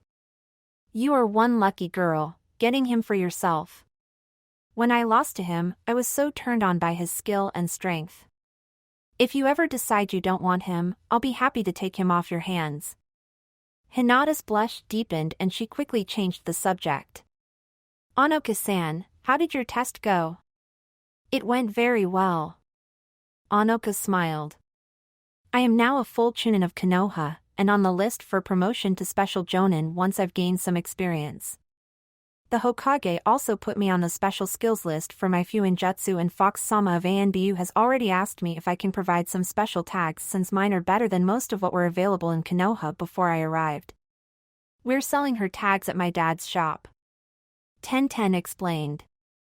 I swear, he almost proposed to her after testing the first explosive tag that she provided, and when she showed she could make shock tags, chakra suppression tags, tracking tags and loads of other things, I haven't seen him so happy in years. I'm earning quite a bit from it. Anoka smirked. I'm saving up, and when I have enough, I'm going to buy some land and build my own house. I was thinking of buying up the old Namikaze mansion since the foundation is still intact. I'm also earning money checking and repairing the seals along the walls and in the gates, some of them had almost faded to nothing. The new arrays I included should help. Sakura nodded. I heard that the council are moving to have you declared the clan head of the resurrected Uzumaki clan as soon as you come of age, giving you a seat on the council. Until then, I've asked Sabuza to be my regent, since he's already there and Naruto-kun trusts him. Anoka said. I heard you've been taking lessons from him, Ten. I have, and so has Sasuke. Ten confirmed. He's got really good with that Chikudo of his, and it's made from chakra metal. He can push fire or lightning through it. He was really inspired by Naruto being able to use wind.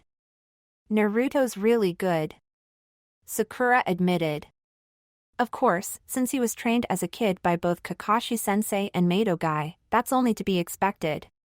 And when Anko added her assassination training, Kakashi had already trained him in stealth, and with what Anko taught him, I've seen Naruto scare the hell out of Kakashi by popping up out of nowhere beside him, without Kakashi noticing he was there for a full minute. Ino and Ten both whistled in awe. Hinata simply nodded. He's managed to get past my Byakugan in the past, she admitted. I've asked and begged, but he won't tell me how he did it. Even going catgirl and being cute didn't help. Going what now? Ino asked, and Anoka giggled. You need to show them now, Hinata-chan. Hinata sighed and flashed through several hand seals, moving fast enough that the others couldn't make out the sequence. A brief cloud of smoke engulfed her, and when it cleared, it revealed a lightly furred Hinata with cat ears looking at everyone. Kawaii. Anoka almost collapsed with laughter as Ino, Sakura and Ten simultaneously glomped the poor girl, nearly drowning her in the process. What are they doing on that side? Kiba asked as the cry of Kaawai echoed over the wall between the two outdoor pools. Niji blinked and restrained himself from using his Byakugan with great difficulty. Probably swapping stories about us, Shikamaru said from where he was leaning against the edge of the pool. Girls can be so troublesome. How do you do it? Kiba asked. You're going to marry one of the hottest babes in the village, your cousin is just as hot, and you have Niji's teammate lusting after you. I could smell her pheromones after your fight, she was really turned on. How do you know so much about things like that? Naruto asked, and Kiba shrugged. Hey, we Inuzuka live by our instincts. We learn about these things young. Besides, when you have senses as sharp as mine, you can't help noticing these things. I can usually tell what someone's feeling by their scent, and Ten was reeking of lust after you beat her. I understand that Anoka is staying with you at this time, Niji said. Yet I had thought that all the main bedrooms were taken. Is she in one of the barracks rooms? Naruto opened his mouth, then froze for a moment. I'm not sure I want to answer this. You'll just get angry at me again. Niji blinked, then lunged at Naruto. Lee and Chuji managed to grab him before he could reach the rapidly retreating boy. You're sleeping with my cousin again? It was her decision, Naruto protested. I got back from Wave and found she'd moved all my things into her apartment, and I had a guest with me. What was I supposed to do? Sasuke smirked. Calm down, Niji. I think that your cousin just wanted her snugly. After all, he'd been gone for just over 2 weeks. I don't think that's helping, Sasuke, Naruto said nervously as Niji doubled his attempts to break free. In fact, I think it's time to leave. Lee, can you run my clothes back to the bunker afterwards? I'll pick them up later, but right now I need to hide. Demon technique, reverse dagger summoning. Naruto vanished in a flash of red chakra and Neji froze, then his flat gaze moved to Sasuke. Hey, don't look at me, I wasn't involved at all with whatever's happening between Naruto and Hinata. Neji lunged forwards, then stopped dead in his tracks as Sasuke flinched away. I'd advise fleeing, Shikamaru said. I'm not sure how long I can hold him for. Sasuke glanced down, spotting the shadow connecting to Neji, then pausing only to give Shikamaru a look of gratitude, he scrambled out of the pool and sprinted into the changing room. Let me go. Not yet, Shikamaru said. Lee, Chuchi, Kiba, if you three could restrain him please? Kiba gulped as Neji glared at him. What do you think all that shouting is about? Anoka asked as she dried her hair. Not a clue, Ino said. Any ideas? I heard Neji-Nisan shouting oh dear. What? All the other girls asked and Hinata sighed. I think Neji's just found out what sleeping arrangements Naruto and I have. He's become rather protective of me since I stopped being the Hyuga heir. Sleeping arrangements? Sakura asked, but it wasn't Hinata who answered.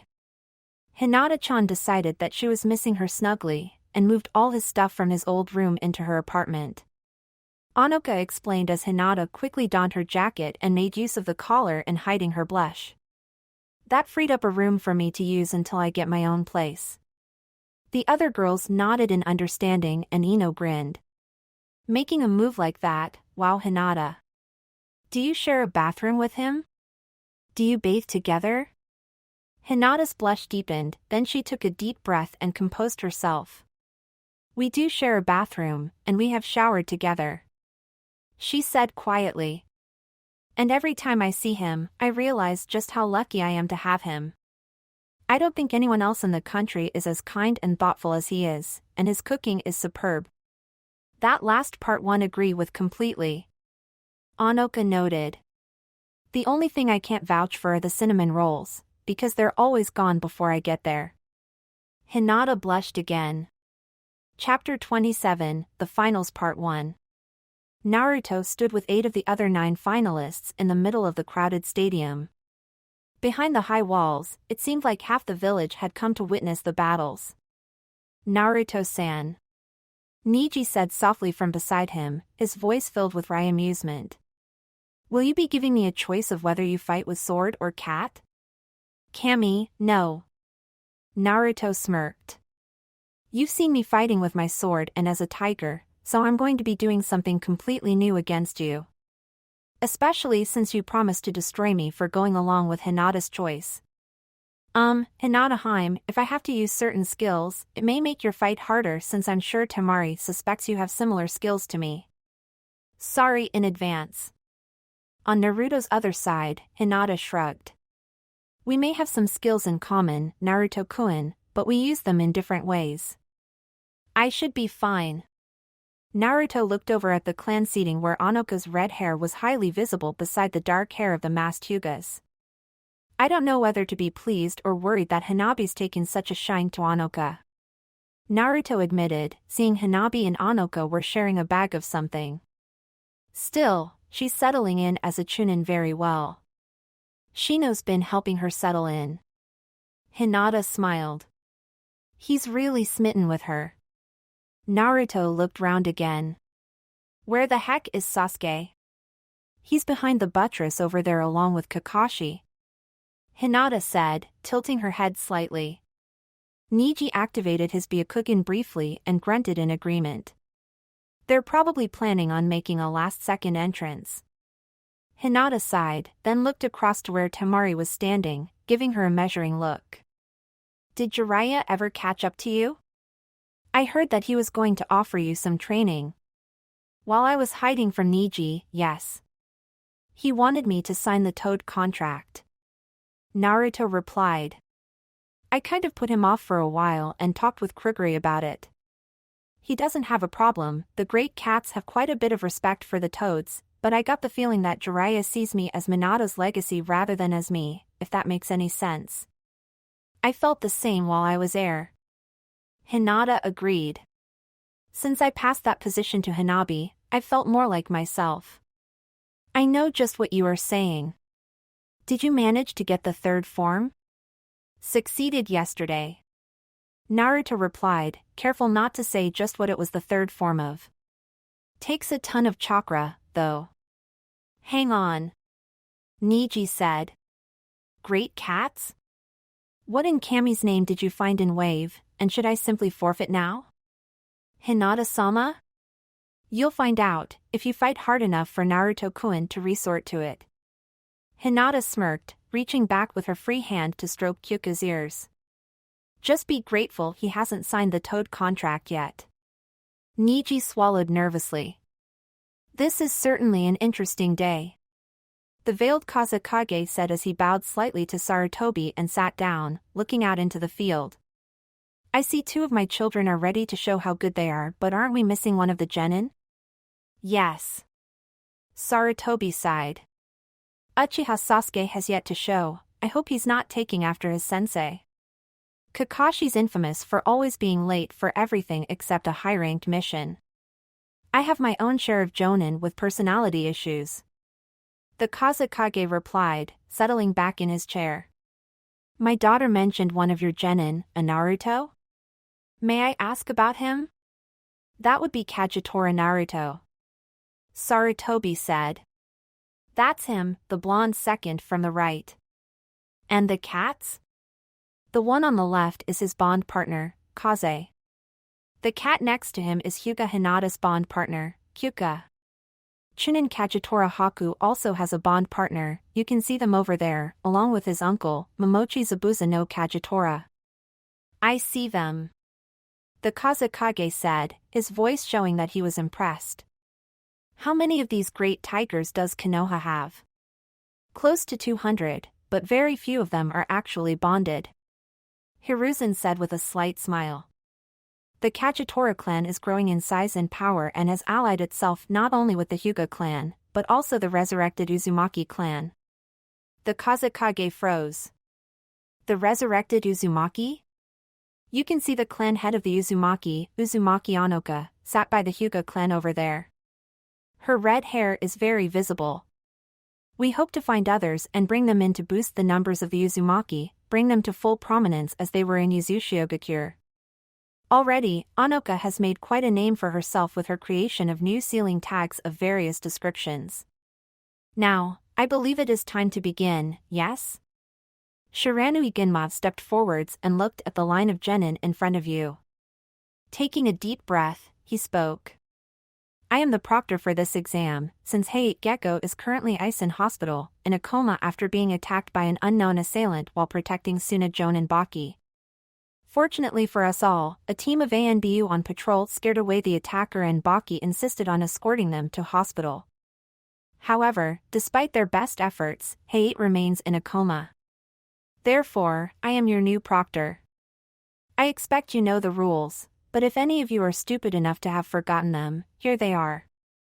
When commanded, you will fight your designated adversary. When commanded to stop, you will do so. Should you fail to stop on command, I am allowed to use any technique I choose to stop you, killing you if I deem it necessary, although I don't like filling out the paperwork afterwards. The first match of Kagetora Naruto against Hyuga Niji. If all others can go to the contestants' balcony now, it would be helpful. As the other genin turned towards the stairs, Hinata gave Naruto a quick kiss on the cheek, ignoring Niji's glare. Don't hold back, Naruto-kun. Niji's been practicing countering the skills you showed in the preliminaries. Are you sure? Trust me. Naruto grinned as Hinata vaulted onto Kyuka's back and they moved towards the stairs, then he turned back to face Ginma. Ready. Ginma nodded and looked at Niji. I am prepared to fight. And for the honor of the Hyugas, I will win this match. Is it fated? Naruto quipped and Niji glared at him. If it is, I shall accept it. If not, I shall fight it. I have learned that from you. Now, you will face a true master of Jukin. Match 1. Genma proclaimed, stepping back several paces as Naruto and Neji dropped into their respective fighting stances, Neji activating his Byakugan as he did so. Hyuga Neji of Konoha vs Kagetora Naruto and Kaze of Konoha, fight. Naruto instantly performed a blurring sequence of hand seals. A brief burst of smoke surrounded him, and when it dispersed, the figure standing there was not what anyone expected. "And Naruto?" Neji asked, almost unable to believe it, and the bipedal tiger man in front of him nodded even as he drew the kitsune's claw from its position on his back. "You have your clan techniques, I have mine." Naruto rumbled as Kaze lay down to watch. Witness the power of the secret technique Tiger Warrior. As he finished speaking, Naruto crouched briefly, then accelerated past Neji, skidding to a stop halfway across the stadium. Neji remained motionless for a moment, then clutched at where Naruto had managed to slice through his jacket and inflicted a shallow cut on the side of his torso. "So fast," he gasped, turning to try and keep track of Naruto, who grinned at him, then blurred towards him. Neji managed to deflect the blade with a chakra-charged palm strike, but Naruto simply spun round and accelerated to an even higher speed. "Kaiten!" Hanabi gasped and Anoka looked at her. "That technique, how did Neji learn it?" Hanabi half-whispered. "The Kaiten is only taught to the main house, not the branch house." Naruto bounced off the chakra dome and skidded across the arena, rolling to his feet as he jammed his sword into the ground to stop his slide. "Nice one, Neji. That is a truly impressive defense. I guess I'll have to take it up a notch." Naruto held out his dagger. Demon Technique Yukai Senbon. The dagger glowed in his hand and shifted form, becoming a large bundle of senbon. Without wasting a second, Naruto began throwing them at Neji, who dodged them, ignoring them as they landed on the ground around him. The last one, he tried to catch, only to drop it and stare at his bleeding fingers. "You like it?" "Yukai Senbon, they'll cut anyone they hit, only I can touch them safely." "An impressive weapon, but you've used them all now," Neji said, and Naruto shook his head. Holding up one hand, he frowned slightly and one of the senbon near Neji vanished, reappearing in Naruto's hand. "You were saying?" Neji dodged the thrown senbon and sprinted towards Naruto, who summoned another senbon. "You are within range of my divination. 8 trigrams 128 palms." Before the first strike could connect, Naruto vanished in a burst of red chakra, appearing where Neji had been standing a moment earlier as the senbon he had been holding dropped to the floor. Neji stopped his attack and spun round, eyes wide, just in time to see Naruto vanishing again, this time appearing immediately behind Neji. Before Neji could respond, Naruto grabbed him and spun, hurling the teenager across the arena towards Kaze, who rose from his rest and pounced as Neji skidded to a halt, landing on the unfortunate Hyuga and placing his teeth on his neck. "I would advise you to yield," Naruto said calmly. "Proctor, I cannot escape and thus yield," Neji stated. Kaze released him and backed away as Neji slowly pulled himself to a sitting position. "Kagetora Naruto wins," Genma proclaimed. "Now pick up those damned senbon of yours." Naruto grinned as he released his transformation. Holding up his hand, he concentrated and all the senbon vanished, reforming in his hand as his dagger, which he placed on his left thigh before offering his hand to Neji. "You fought well," Naruto said. "Speed, improvisation, adaptation, but your weakness was not your technique. Critique me later." Neji groaned, leaning against Naruto for support. "For now, just get me somewhere that I can rest." "And what the hell are the great cats? I know you didn't use them against me." "I'll tell you later, assuming that Hinata doesn't call on them," Naruto said as he half-carried Neji to the exit. "I had her sign the scroll too. And Haku, as well, although I'm the only one who can summon Kriguri." "Who?" "Quite a spectacle your Kagetora Naruto makes," the Kazekage noted, and Hiruzen nodded. "He does indeed, although that was a new one on me." A partial transformation without needing physical contact with Kaze. I wonder what else he learned on that training trip of his. And that other technique, it looked like the Hiruzen. Hiruzen nodded. Yes, it did, but it's different. I've asked him about it, and it's a skill that no one else could learn. A mini Kekkai Genkai, you might say. Interesting match too, Genma said. Inuzuka Kiba and Akamaru of Konoha versus Rock Lee of Konoha. Fight! Even as Genma finished his command, Kiba flung a soldier pill into Akamaru's mouth. All Force Jutsu. Man-Beast Clone Jutsu. The burst of smoke cleared to reveal two Kibas, both of whom instantly charged towards Lee, who had taken a Goken stance. Fong over Fong. Both Kibas hurtled towards Lee, spinning like cutting drills as they did so, and Lee, instead of trying to dodge, leapt into the air, delivering a pair of spinning kicks. Clang! Clang! Lee landed in a slight crouch as both Kibas crashed into the ground. What was that? Are you made of iron or something? Lee pulled up one of his leg warmers to reveal a set of weight underneath. I wear these most youthful weights to aid me in becoming faster and stronger. They also prove most useful in deflecting incoming attacks that might otherwise hurt me. The two Kibas looked at each other, then both charged at Lee, aiming to perform a slashing attack. As they closed in, Lee grabbed their hands and threw himself into a forward somersault, landing lightly and slamming both Kibas full length into the ground. One of them vanished in a puff of smoke which dissipated to reveal the unconscious form of Akamaru. Damn it! Kiba gasped. You're too good, I can't win. Proctor, I forfeit. I don't want Akamaru to get hurt. Yash, my eternal friend and rival.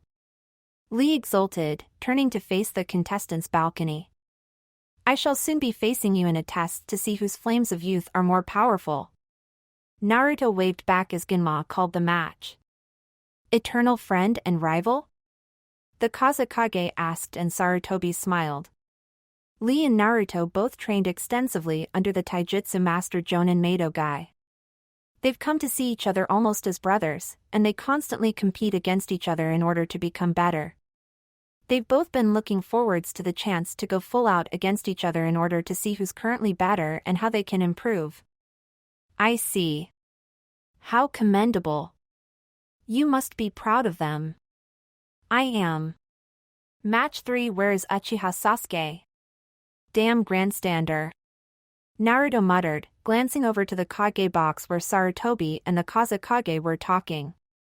A moment later, Sarutobi rose and stepped forwards.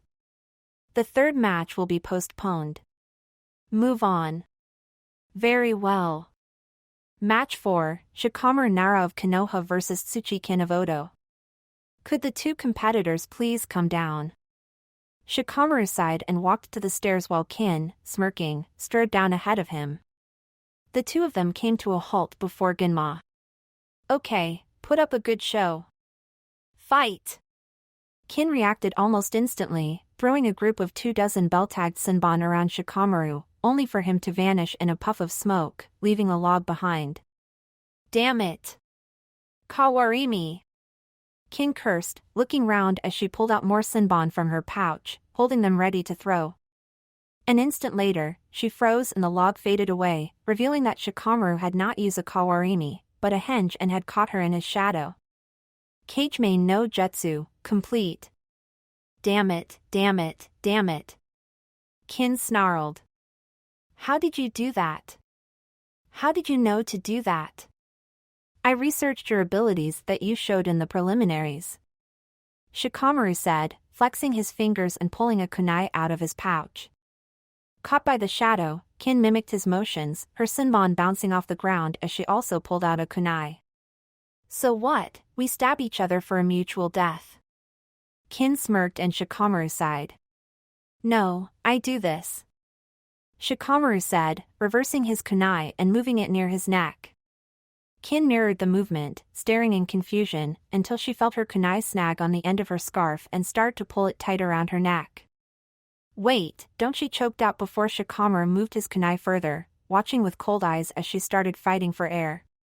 As her eyes started to roll up, he released her and she fell to her hands and knees, taking huge gasps of air as she fought to recover. Then Shikamaru grabbed her hair and pulled her back, setting his kunai against her throat. "Quit or die," Shikamaru said, and Kin gulped.